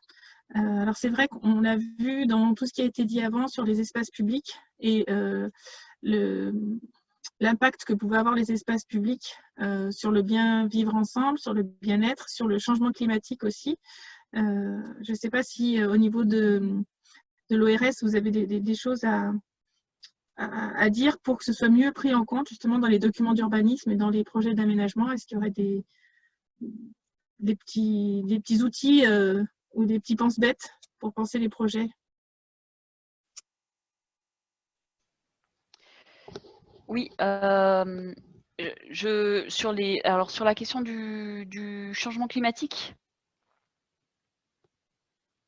Du confort d'été notamment, je crois. Oui, et sur la prise en compte justement des points de chaleur en fait. Alors là-dessus, en tout cas, je fais le lien un petit peu avec les questions que je suis en train de lire dans le chat. Excusez-moi, je suis en train de lire les questions en même temps. Enfin, en tout cas, sur toute la question des indicateurs et des informations santé. Alors effectivement, on a un site internet qui s'appelle Balise, Balise, BALISES, voilà, c'est un site internet où vous avez les indicateurs de santé qui sont mis à disposition à des niveaux territoriaux. Effectivement, on peut aller à l'échelle de la commune. Après, ça va dépendre effectivement du nombre d'habitants. Hein. Si la commune est petite, effectivement, on aura moins d'informations parce qu'il y a des enjeux de secret statistique. On travaille d'ailleurs pas mal avec donc l'ARS, comme je le disais, et le CEREMA dans le cadre du PRSE sur la mise à disposition d'indicateurs sur les questions de santé-environnement, justement, voilà, à des échelles territoriales plus ou moins fines. Là, je pense que le CEREMA là-dessus pourra compléter s'ils sont présents. Et donc, effectivement, c'est des informations qui seront mises à disposition. Après, sur les enjeux spécifiques vous parliez tout à l'heure de la question des îlots de chaleur, c'est ça? Alors là, voilà, là-dessus, au cas par cas, quoi. Disons que nous, on n'a pas de réponse spécifique. Après, je pense que dans les guides qui ont été faits, je pense qu'il y a pas mal d'outils d'aide sur ces questions-là. Après, c'est sans doute au cas par cas, dans chaque projet, dans chaque écoquartier, d'y répondre par rapport à son contexte. Est-ce que Madame Céline Lagagne voulait intervenir? Oui, voilà, je voulais juste, j'interviens juste 30 secondes pour peut-être apporter un tout petit élément là-dessus. Nous, Visea, en fait, donc bureau d'études qui travaillons sur la ville durable, c'est vraiment sur ces thématiques-là qu'on va travailler autour de la thématique de la ville pour vraiment essayer d'anticiper ces problématiques d'îlots de chaleur urbains, de proposer des solutions du coup pour pallier à cet îlot de chaleur urbain en termes des études bioclimatiques, par exemple, mise en place de plus de retour de la nature en ville, végétalisation, l'eau comme vecteur de fraîcheur. C'est vraiment toutes ces solutions, nous, sur lesquelles on va travailler pour essayer justement de lutter contre ces ICU et puis d'améliorer le confort d'été et les inconforts d'hiver également. On peut avoir des études aussi, par exemple, des études aéroliques pour regarder aussi un peu quel va être l'effet du vent sur les différentes zones du quartier. Donc voilà, nous, c'est des thématiques sur lesquelles on va travailler sur des projets urbains en général. Voilà. Donc c'est juste pour préciser un peu sur cette partie confort d'été, confort d'hiver, etc. Monsieur Durand, vous vouliez qu'on revienne sur le terme d'affordance que Nicolas Fiolaine a cité tout à l'heure?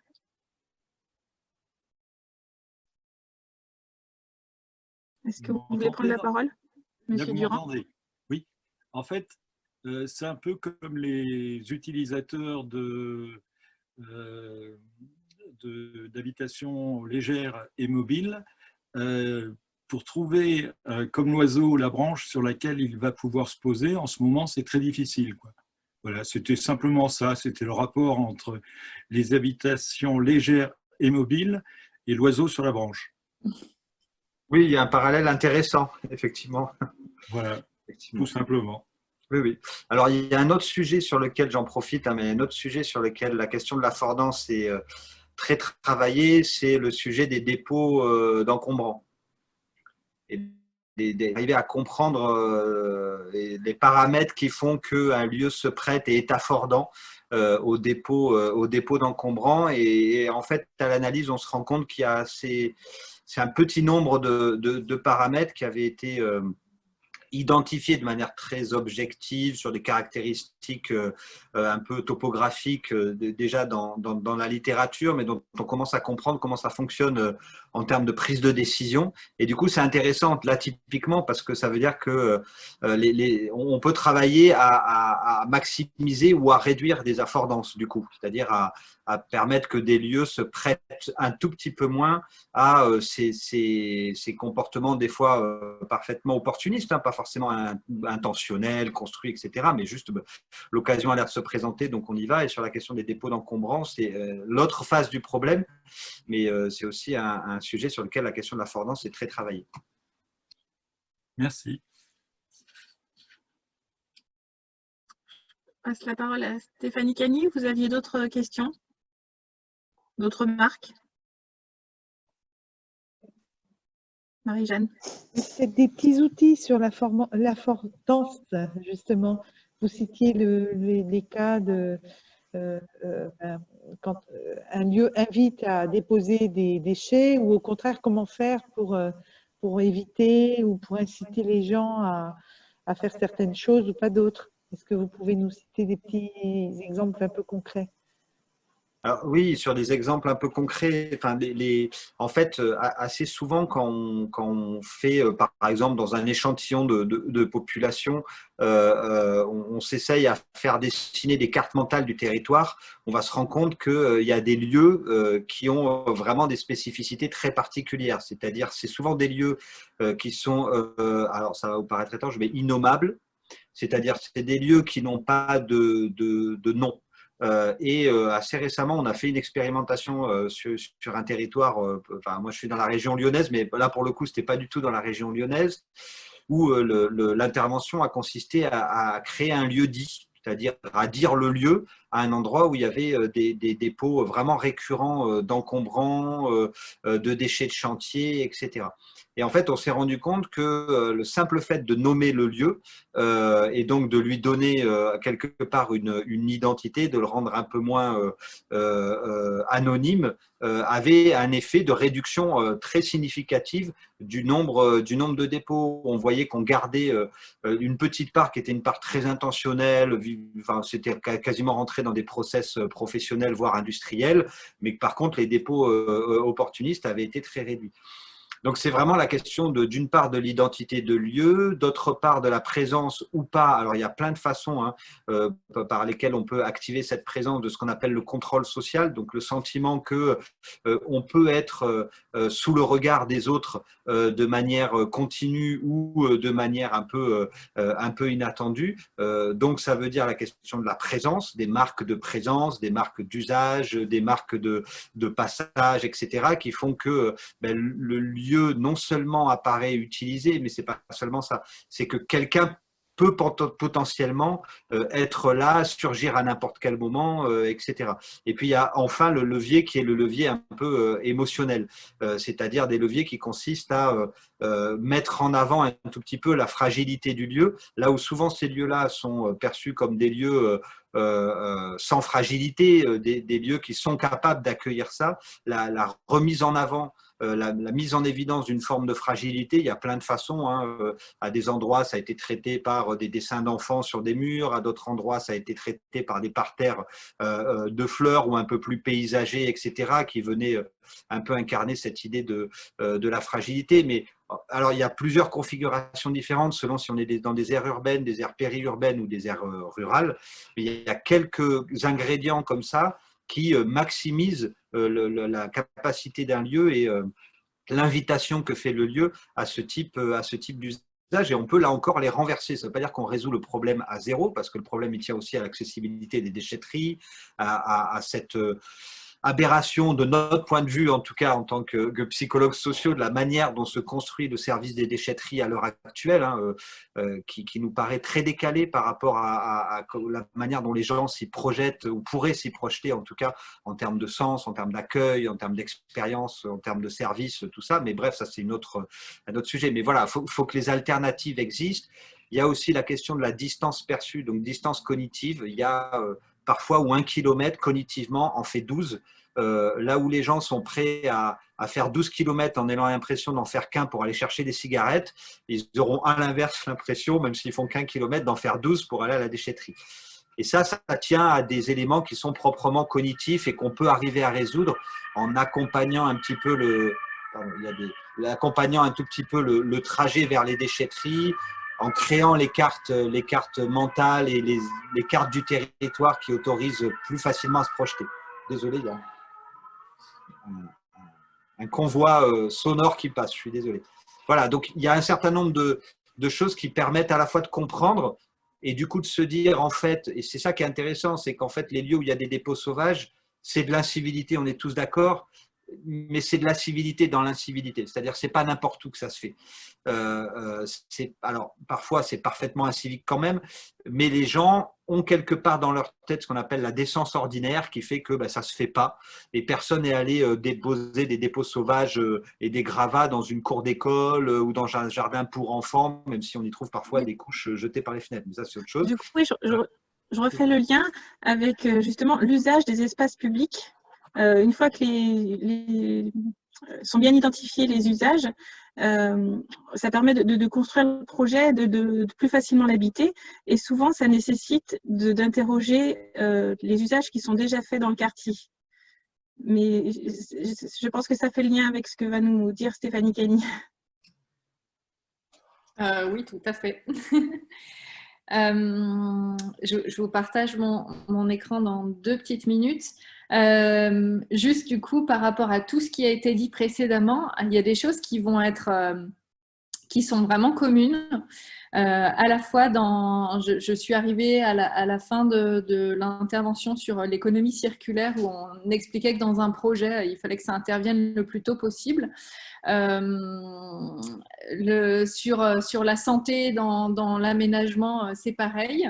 Il fallait prendre en compte cette question-là le plus tôt possible. Et ben, l'implication des usagers, bonne nouvelle, c'est aussi le plus tôt possible. C'est pas encore la règle, mais on va se dire que on va y arriver. Mais en tout cas, c'est la conclusion à laquelle on arrivera à la fin de ma présentation. Hop, normalement.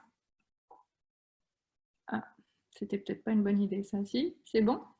Allez.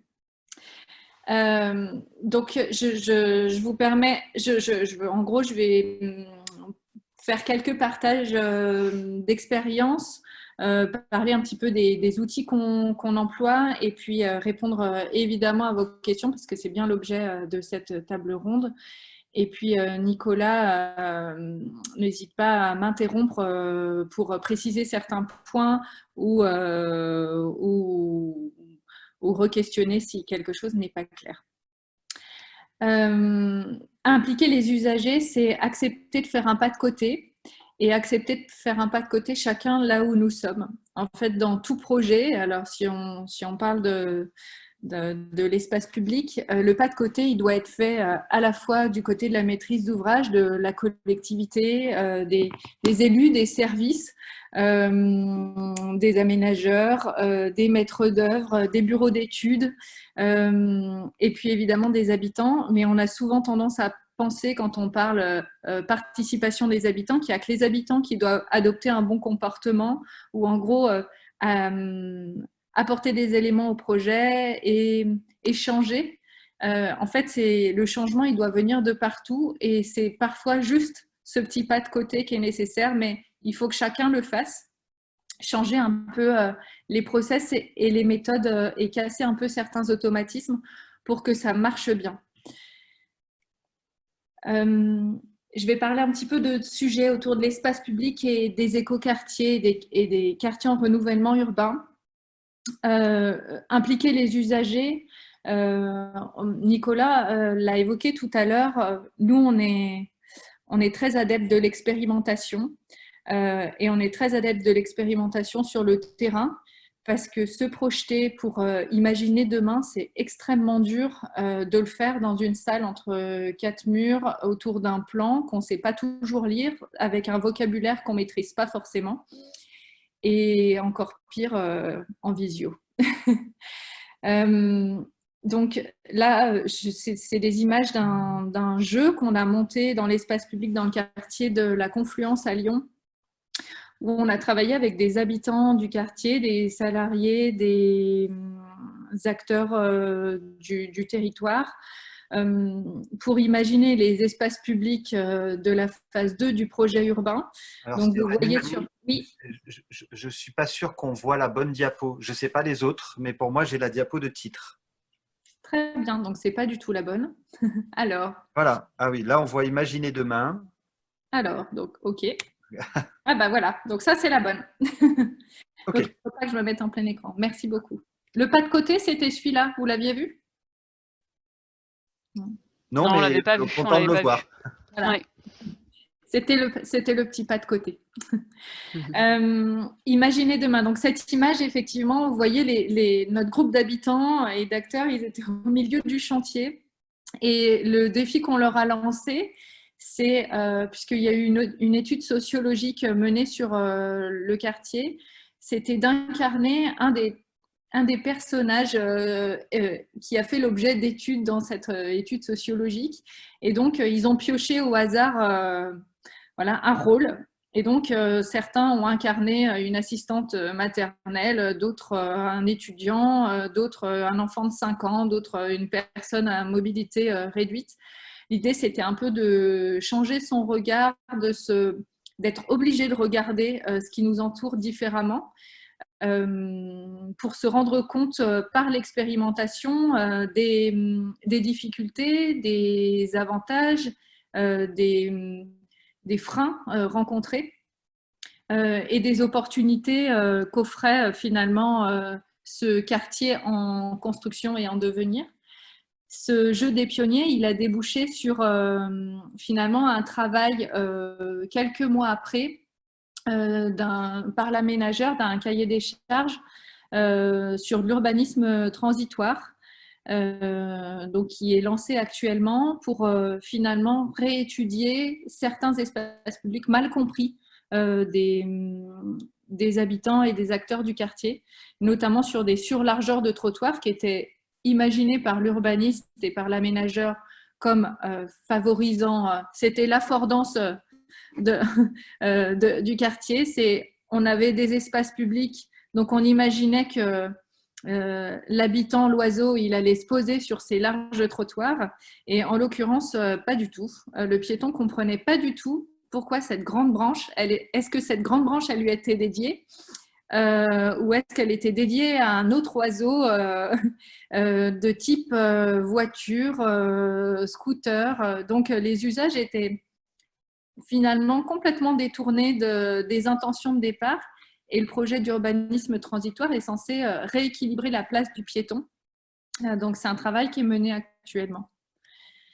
Quand on parle d'espace public, de quartier, de changement climatique, d'évolution, de transformation, quand on travaille avec des habitants, alors nous, on s'adresse à un public de 3 à 99 ans. C'est qu'on fait participer dans nos réflexions autant les enfants que les adultes, autant ceux qu'on appelle les non-sachants, on va dire les habitants, que les sachants, les professionnels, notamment pour que les sachants comprennent que un habitant a aussi cette expertise d'usage qu'on nomme aujourd'hui, cette connaissance du quartier à différentes temporalités et que son analyse peut avoir un vrai bénéfice dans l'aménagement et l'intégration des réflexions dans un quartier. Et on part du principe que c'est en construisant avec ses mains qu'on construit sa tête et que apprendre à se projeter et comprendre ce qui se passe autour de nous, c'est important de pouvoir manipuler. La manipulation, alors on en parle beaucoup pour les tout petits. C'est dès qu'on sort de l'école maternelle, on manipule plus et on manipule de moins en moins. Et c'est un vrai bénéfice pour nous dans les ateliers. Quand on voit des habitants plusieurs fois, on passe forcément par de la manipulation. Ça peut être construire la maquette de son quartier pour arriver à bien se rendre compte des échelles, des tailles, etc. Et on le fait parfois de manière ludique. Vous le voyez sur la photo de droite. On a reproduit le quartier de la Part-Dieu avec des biscuits. Ça met pas très longtemps et ça permet vraiment de se rendre compte de la place des espaces publics, notamment dans le quartier.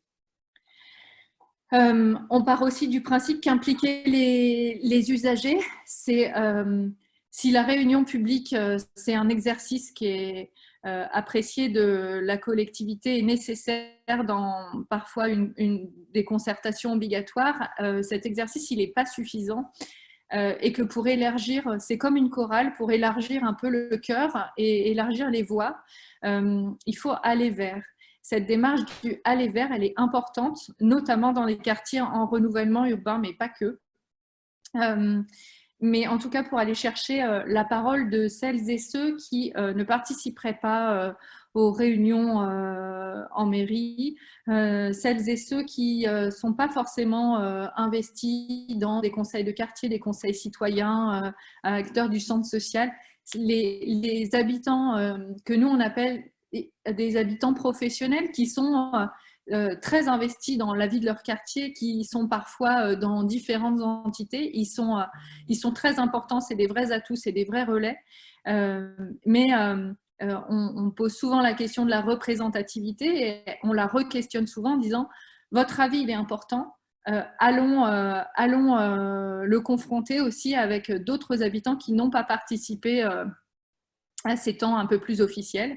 Et on se sert du coup pour y arriver, on essaie de casser un peu les frontières entre les mondes. Et sur la photo de gauche, vous voyez une dame en costume. En fait, c'est une crieuse publique. Elle a déclamé dans l'espace public des paroles d'habitants de conseils citoyens, de conseils de quartier, pour susciter le dialogue avec d'autres habitants dans le quartier.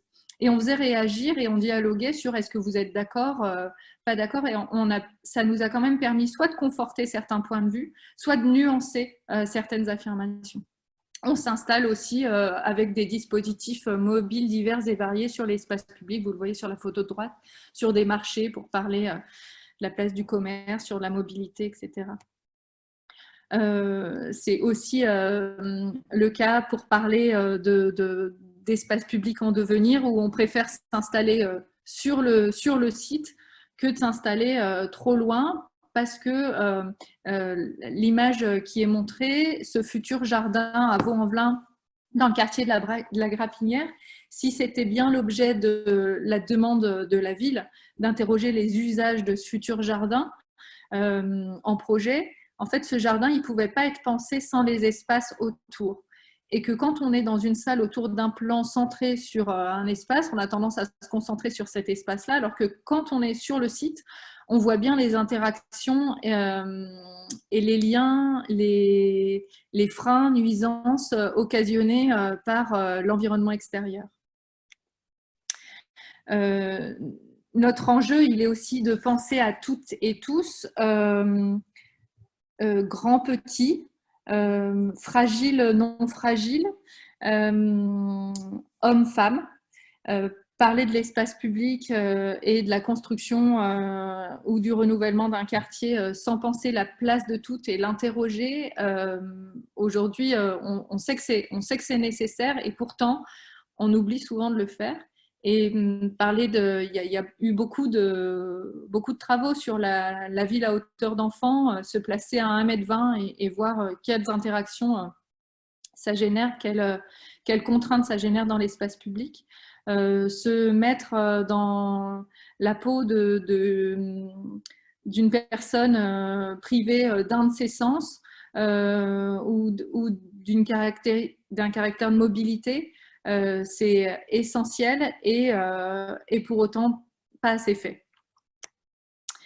L'implication des usagers, elle se fait à l'échelle du logement, à la fois, et vous l'avez vu sans doute plus tôt dans la journée, pour accompagner la performance énergétique des bâtiments, parce que on explique souvent que c'est pas le tout de concevoir des bâtiments performants.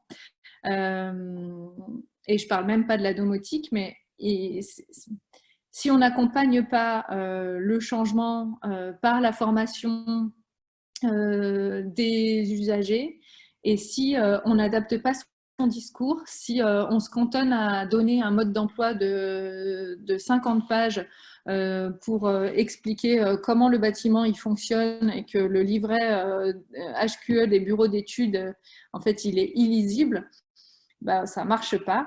Nous, on prend souvent la métaphore du quand vous achetez un micro-ondes, je pense qu'aucun de nous n'a lu le mode d'emploi parce qu'on considère qu'en fait, il y a un bouton Start. Si on appuie une fois dessus, ça lance 30 secondes pour réchauffer mon café, c'est suffisant. Et peut-être que je n'utilise pas toutes les capacités de mon four micro-ondes, mais je n'ai jamais lu le mode d'emploi. Un logement, c'est un tout petit peu plus compliqué qu'un micro-ondes, d'autant plus un logement avec un certain nombre d'ambitions énergétiques, et que donner les clés à des habitants d'une voiture, à des habitants qui n'ont pas le permis, ça a peu d'intérêt. Donc là, les images que vous voyez, c'est un programme démonstrateur à Grenoble, c'est le programme ABC d'un bâtiment autonome en eau et en énergie. Et donc, c'est un travail qui est mené à la fois pour former le bailleur à changer son mode de faire et le dialogue avec ses locataires, et à la fois l'accompagnement des locataires dans l'arrivée dans les lieux, la dynamique collective. Évidemment, vous les voyez fleurir dans les cahiers des charges, les espaces partagés divers et variés. On explique souvent pour notre part que le vivre ensemble, ça ne se décrète pas, ça ne s'achète pas, on peut juste finalement le favoriser. Nicolas l'a expliqué, c'est comme pour le lieu à l'extérieur, on peut donner des intentions, favoriser une appropriation, donner le pouvoir d'agir, donner finalement des clés pour vivre ensemble, mais certainement pas décréter des comportements. Donc, on est là, nous, pour accompagner finalement les groupes qui se connaissent généralement pas toujours, puisqu'on n'est pas toujours sur de l'habitat participatif. Enfin, nous, en l'occurrence, pas. Il y a des acteurs qui sont spécialistes de cela. Sur des programmes privés, quand aujourd'hui on voit fleurir des espaces partagés, les habitants ne se connaissent pas. Et décréter qu'ils vont faire des choses ensemble, c'est pas si évident. Et parfois, ça ne marche pas. Donc, il faut anticiper un certain nombre de choses et puis accepter aussi que tout le monde n'est pas prêt à partager des choses avec ses voisins et que d'autres sont prêts à aller apporter des initiatives, à être un peu ambassadeurs d'une démarche et à faire infuser finalement certains comportements éco-responsables, puisque c'est aussi un de nos enjeux, c'est de favoriser un certain nombre d'éco-gestes au sein des logements, et ça passe par ces ateliers avec les habitants. On accompagne aussi effectivement beaucoup les bailleurs sociaux et les habitants dans la transformation des quartiers. C'est le cas sur la grande réhabilitation thermique de la cité Tony Garnier dans le 8e arrondissement à Lyon, où on anime et on gère une maison de projet. Et puis, j'avais une petite interrogation justement que quelqu'un d'autre se pose aussi, c'est de savoir à quel moment sont interrogés tous ces usages. Est-ce que c'est pendant que le quartier est en chantier, le projet est en chantier, c'est en amont, c'est tout le long? Comment ça se passe? Alors, sur la temporalité, je vais peut-être avancer pour vous montrer. Hop, voilà, ça sera plus simple. Est-ce que vous voyez bien la petite frise qui est au-dessus? Dans l'idéal, on intègre l'usage à la conception et même avant en phase programmation. Ça, c'est l'idéal. Aujourd'hui, dans tous les projets que je vous ai montrés, parfois on est intervenu que le temps du chantier, parfois même 1 an après la livraison. Ça, c'est ce qu'on appelle en mode pompier. C'est au secours, on a un espace qui dysfonctionne, comment on peut faire? Et puis, on a le projet, entre guillemets, idéal où on est effectivement associé dès la phase de réflexion et on intègre la question de la participation tout au long du projet, même si, en fait, notre intervention, elle est forcément dégressive tout au long du projet, puisque nous, l'objectif, c'est que les habitants n'aient pas besoin d'être sous perfusion et sous aide de facilitateurs tout le temps. C'est bien, nous, notre rôle, c'est d'outiller l'ensemble des acteurs du projet pour que derrière, ils puissent être autonomes et que la vie de l'espace public, du logement, de l'équipement fonctionne sans qu'il y ait un accompagnement ad vitam aeternam. Mais évidemment, dans l'idéal, plus on intègre la question de l'usage tôt dans le projet, et mieux c'est, et moins on a de surcoût. Parce que la réalité, c'est que plus on fait intervenir la participation tard, et plus on a des surcoûts dans le projet. Plus on est obligé de défaire et refaire une partie du projet. Et ça, c'est quand même extrêmement dommage, mais malheureusement encore, c'est pas encore forcément ancré. Et pour autant, on explique que rien n'est jamais définitivement terminé si on s'aperçoit qu'il y a un dysfonctionnement et que mieux vaut tard, entre guillemets, que jamais. Mieux vaut se rendre compte qu'un espace partagé, un tiers-lieu ne fonctionne pas et essayer de remettre les gens autour de la table que de se dire qu'on ferme, on ferme le rez-de-chaussée d'un bâtiment et puis on en fait tout autre chose. En tout cas, ce qu'on entend, c'est la bien-pensance, le vivre ensemble, on l'entend partout et c'est pas si évident, c'est pas naturel et ça vient pas comme ça spontanément. Il y a toujours des habitants qui seront moteurs, porteurs d'une démarche d'initiative et d'autres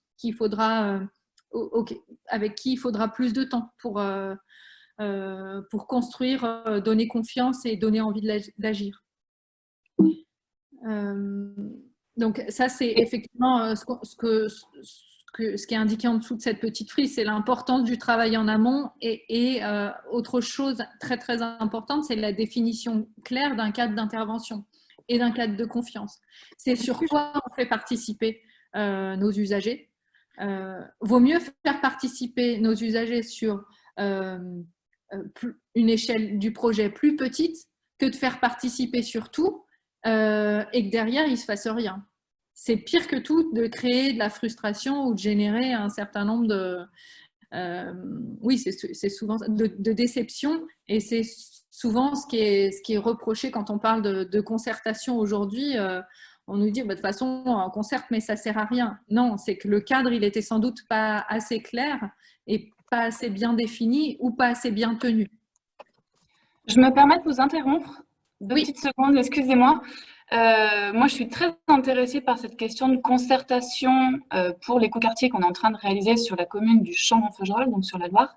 Et j'ai une grosse question, c'est comment concerter avec des habitants qu'on ne connaît pas encore, puisqu'on crée un nouveau quartier, une tranche de ville, et le but, c'est de faire venir du monde et de ne pas vider les quartiers alentours pour remplir celui-là. Donc, parce que là, je comprends effectivement quand le projet a été réalisé, aider les habitants à prendre en main leur quartier, il n'y a pas de souci. Mais comment on fait en amont? Qui est-ce qu'on sollicite? Les réunions publiques, effectivement, ne font pas forcément venir du monde. Les habitants ne se sentent pas forcément concernés et ceux qui sont concernés ne sont pas encore habitants de la ville. Donc voilà, j'aimerais bien avoir votre avis sur la question. C'est une très bonne question et c'est effectivement un élément auquel nous, on est confrontés aujourd'hui régulièrement. Et en fait, les habitants, ils existent. Vous savez qui vous voulez faire venir dans votre écoquartier. Et donc, il suffit juste d'aller vers ces gens-là. Et donc, d'aller dans les communes périphériques, dans certains quartiers. Quand on construit un écoquartier, on parle de mixité fonctionnelle, d'usage, de mixité sociale. Donc, si on a une mixité de logement, ça veut dire qu'on peut travailler avec des locataires d'un bailleur social si on sait déjà qu'un bailleur social va prendre une partie des logements. En fait, les locataires de demain dans l'écoquartier, ils seront les mêmes que ceux qui existent, en tout cas les problématiques qui vivent au quotidien, elles sont importantes à prendre en compte justement pour ne pas reproduire un certain nombre d'erreurs. Et les habitants voisins, riverains, leur avis est tout aussi important à prendre en compte dans la construction de ce projet pas à pas. En fait, après, un quartier, il va se construire. En fait, les habitants, ils n'arrivent jamais tous d'un seul coup. Ils vont arriver au compte-gouttes. Et donc, les premiers, ça va être notre capital de départ. Et ceux avec qui, finalement, eux vont dire on n'est pas là pour essuyer les plâtres. Et en même temps, nous, l'idée, c'est de leur donner un rôle d'ambassadeur, de dire en fait, c'est avec vous qu'on peut améliorer les choses si vous nous faites remonter. C'est ce lien de confiance qui peut être tissé dès le démarrage. Mais voilà, le travail avec des bailleurs sociaux, avec les riverains et les voisins, avec nous, cette communauté d'habitants professionnels qu'on appelle, ceux qui sont investis dans les conseils de quartier autour. En fait, il y a quand même tout un certain nombre de groupes d'habitants qui peuvent être mobilisés pour réfléchir à un certain nombre d'enjeux. Et l'écoquartier aura des spécificités et des attentes, mais il y a un certain nombre de choses qui seront communs de toute façon avec le quotidien que vivent déjà ces gens. Est-ce que j'ai répondu à votre question?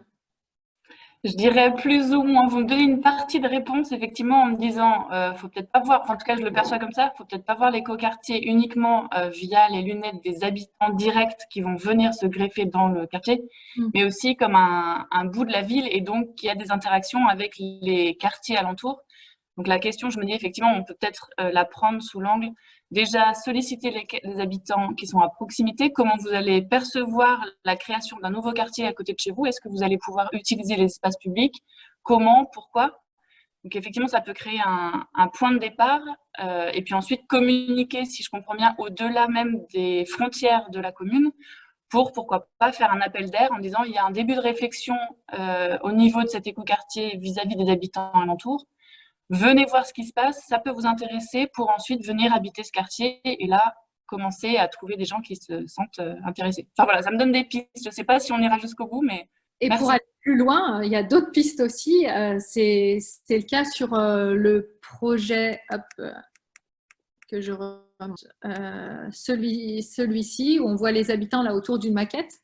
On ne connaissait pas les habitants à la base, donc on les a recrutés. C'est un programme de logement. Ils ont acheté leur appartement de manière très classique, sauf qu'en rez-de-chaussée du bâtiment, il y avait un espace dont volontairement on a demandé à l'architecte qu'il n'en définisse pas les usages, en lien avec un cœur d'îlot et un espace public. Et l'objectif, c'était, du coup, on a fait un appel à candidature pour ces logements. Alors, c'était un programme spécifique puisqu'on était sur des primo-accédants éligibles au PTZ. Donc, il y avait ces critères-là à remplir, c'était les critères de l'aménageur.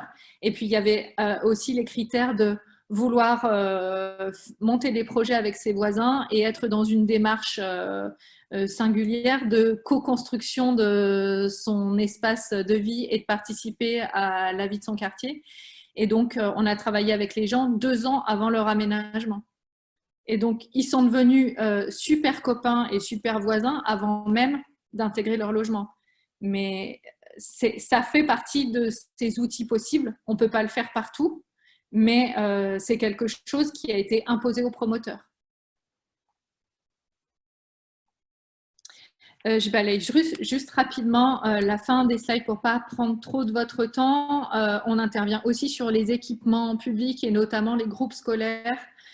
On l'a dit parce qu'on aime aussi parler de la place des enfants et que plus on les sensibilise tôt à l'évolution de leur cadre de vie, à la manière dont ils se construisent, quels sont les métiers et comment ils peuvent agir. Alors, on n'a pas assez de recul, mais on fait le pari que ce sera des citoyens plus curieux, plus ouverts sur leur environnement. Et en tout cas, on n'a que 3 ans de recul, mais il y a des enfants qu'on revoit 3 ans après qui savent tous les projets qui vont naître sur leur commune, les noms des architectes, quelles sont les entreprises qui sont intervenues, et leurs parents ne savent même pas tout ça, donc c'est assez rigolo. Donc, on intervient sur des projets un peu singuliers. Les photos, c'est le groupe scolaire de Trévoux qui est construit en bois paille. Ça, c'était un groupe scolaire en réhabilitation site occupé dans le 3e arrondissement à Lyon, où on accompagnait aussi les équipes pédagogiques et les riverains sur le bruit du chantier. Donc, on avait monté des cafés chantiers pour venir échanger aussi sur ces temps particuliers. Parce que notre travail, c'est aussi beaucoup de traduire un projet auprès des futurs usagers, des usagers actuels, des riverains, d'écouter, de synthétiser l'ensemble des demandes et des questions pour qu'ensuite ils soient en capacité de pouvoir proposer aussi des choses. Et puis effectivement, notre dernier axe de travail, c'est pour en revenir à ce pas de côté de départ, c'est qu'il faut former, il faut sensibiliser l'ensemble des acteurs qui fabriquent les territoires, de la maîtrise d'ouvrage à la maîtrise d'œuvre.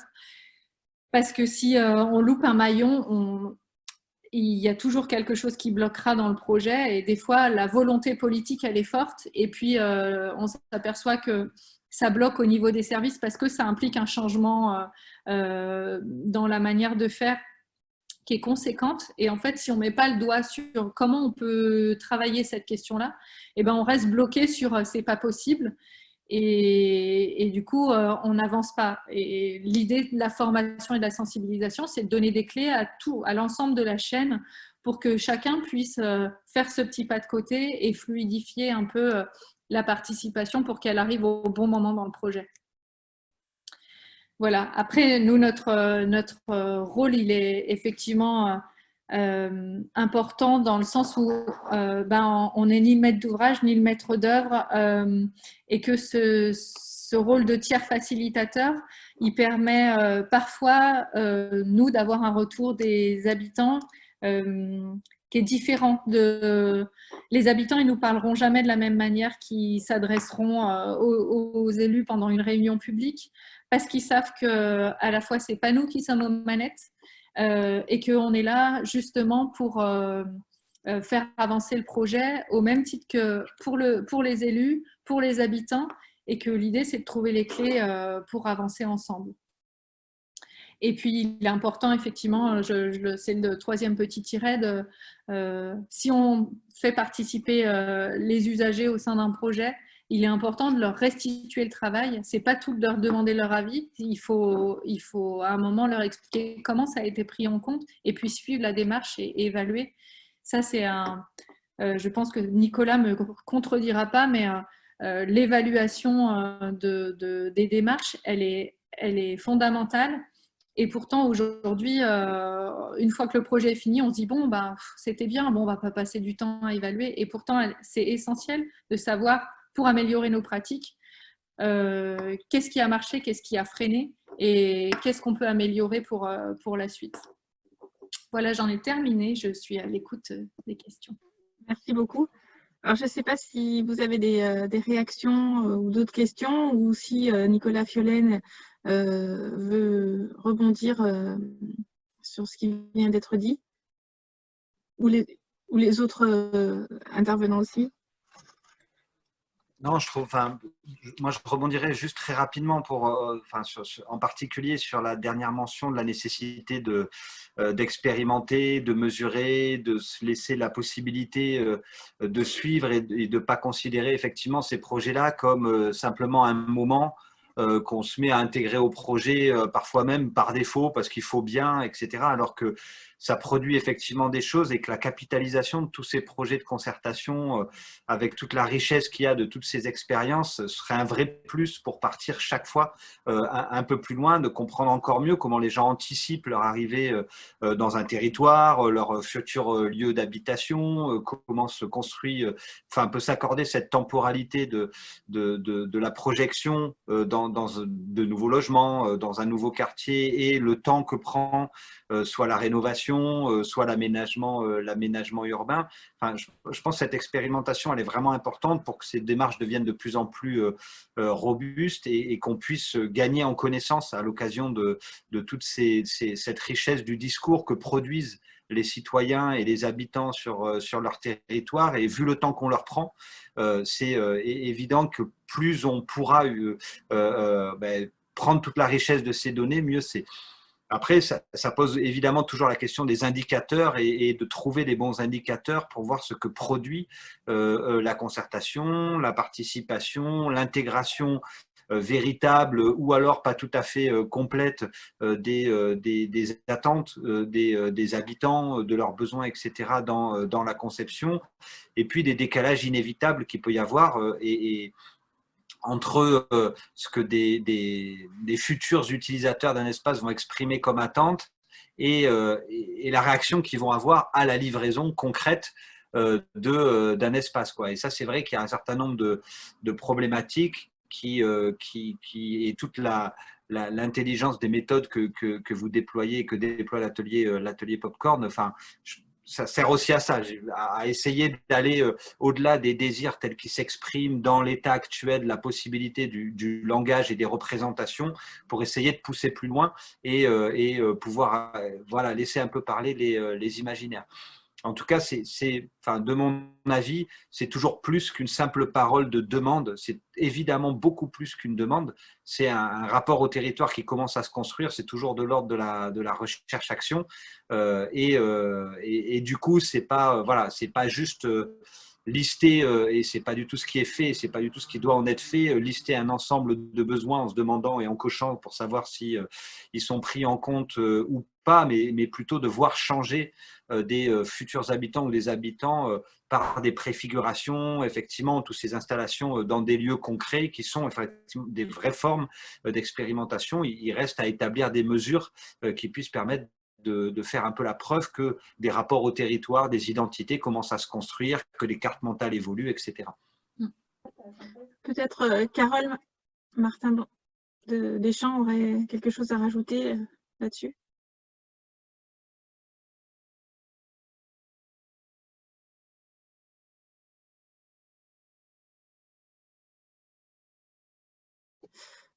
Peut-être vous avez d'autres questions, d'autres remarques d'ordre général? Sinon, je vais vous faire une petite synthèse de ce que j'ai retenu, moi, de ces brillants échanges, très éclairants en tout cas. Peut-être juste quelque chose de très rapide sur la question du Covid et de ce qu'on a traversé et de l'impact que ça a eu sur le rapport aux environnements. Hein.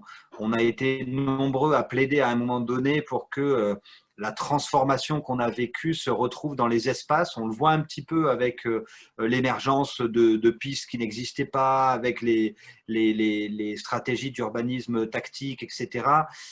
Mais la transformation du rapport à l'espace par sa désertion un peu soudaine, ces possibilités d'appropriation qu'il y avait et sur lesquelles on n'a pas véritablement fait levier, interrogent vraiment, d'autant plus qu'on va avoir besoin que soit repensé un certain nombre d'espaces. Moi, j'ai travaillé avec l'ensemble des réseaux de transport nationaux sur voir comment on pouvait un tout petit peu aménager pour travailler cette question de la distance qui est absolument pas naturelle, qui est complètement contraire à un certain nombre d'usages et comment on arrive à la faciliter par des indicateurs visuels, par des réaménagements, etc. Mais il y a une vraie problématique de l'espace, de la place de chacun et qui est extrêmement sensible, et qui était très sensible à la sortie du confinement, des espaces qui s'étaient ensauvagés, si j'ose dire. Désolé pour le mot, mais je parle plutôt de la nature du coup et de l'herbe folle qui avait poussé et parfois de certains habitants qui ont essayé de préserver des parcs en disant aux gens faites attention, dans un parc pas loin de chez moi, il y avait une petite pancarte dessinée visiblement par des enfants disant faites attention si vous revenez dans le parc, la nature a repris un peu sa place, donc allez pas lui reprendre. Enfin, voilà, il y a un certain nombre de choses qui ont été bousculées dans la sonorité, dans les rythmes, etc. Et malheureusement, on a un peu raté le coche de rebondir dessus pour transformer la place de la voiture, la place de chacun dans sa capacité à se réapproprier un peu l'espace. Et ça manque. Je travaille actuellement, je vous l'ai dit, mais sur la désimperméabilisation des sols. Et on sait que c'est un moment où on aurait pu peut-être travailler ça, faire réapparaître des sols, puisqu'on avait un peu moins une problématique d'usage extrêmement pragmatique. Donc il y a ça d'une part, et puis il y a d'autre part la problématique sanitaire, vraiment à la fois de distanciation, mais d'un certain nombre d'usages, etc., où l'espace doit prendre ça en compte et apprendre de cette expérience dans sa manière de se concevoir et dans l'optimisation de l'espace parfois un peu serré qu'elle a pu faire jusque-là et de réapprendre à être prête à ouvrir les espaces et à permettre des distances parce que des épidémies comme celles qu'on a connues, il y en aura d'autres et la nécessité de permettre des usages tout en restant distant, tout en étant connecté avec les autres, on en aura besoin. Il y a eu d'autres époques de l'histoire où l'architecture et l'urbanisme s'est transformé à cause d'épidémies et j'imagine que ça va être le cas encore cette fois-ci. Oui, je pense qu'effectivement sur les enjeux de santé, effectivement, et cette crise, cette crise du Covid, elle nous rappelle qu'il y a effectivement la question dans la gestion d'une épidémie des comportements individuels, mais effectivement il y a la question aussi des aménagements, comme vous le disiez, de l'espace, effectivement on peut avoir des comportements qui changent, mais si par exemple la taille par exemple des salles ou ne permet pas de regroupement, ça va être compliqué d'organiser des choses. Effectivement, je pense qu'il y a des enjeux et comment permettre la convivialité dans des espaces où il faut garder la distance, etc. Je pense qu'effectivement, il va falloir se reposer un petit peu des questions à l'aune de cette période un peu spéciale et qu'on risque effectivement malheureusement de peut-être retraverser à nouveau. Oui, Catherine Jacot, peut-être, vous vouliez intervenir?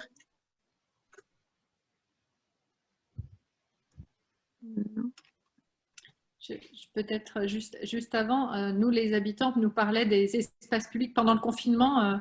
Vous imaginez bien qu'un métier qui parle de participation citoyenne pendant le confinement, c'était compliqué, encore aujourd'hui, mais on y arrive. Les habitants nous parlaient de l'espace public comme finalement une pièce supplémentaire de leur maison, en disant ça nous manque. En fait, on se rend compte de l'intérêt d'aller dehors, d'avoir un lieu pour se retrouver et que finalement, c'était une pièce en plus. On leur a privé, enfin, on les en a privés, donc ça leur a manqué. Et puis finalement, je rejoins Nicolas, le rythme a repris et finalement, comment reprendre possession de l'espace public. Je partage aussi l'idée que est-ce qu'on a manqué le coche. Nous, on a travaillé aussi beaucoup sur la question de l'évolution du logement et sur comment, au-delà du fait qu'on a dû réaménager ces espaces, en fait, la vraie réalité, c'est la place. C'est quelle place on a, quel est notre minimum vital à chacun, et est-ce qu'il y a une surface minimum pour vivre correctement. Ça faisait partie des interrogations qui sont liées à la crise sanitaire et qui sont importantes, je pense. Catherine ?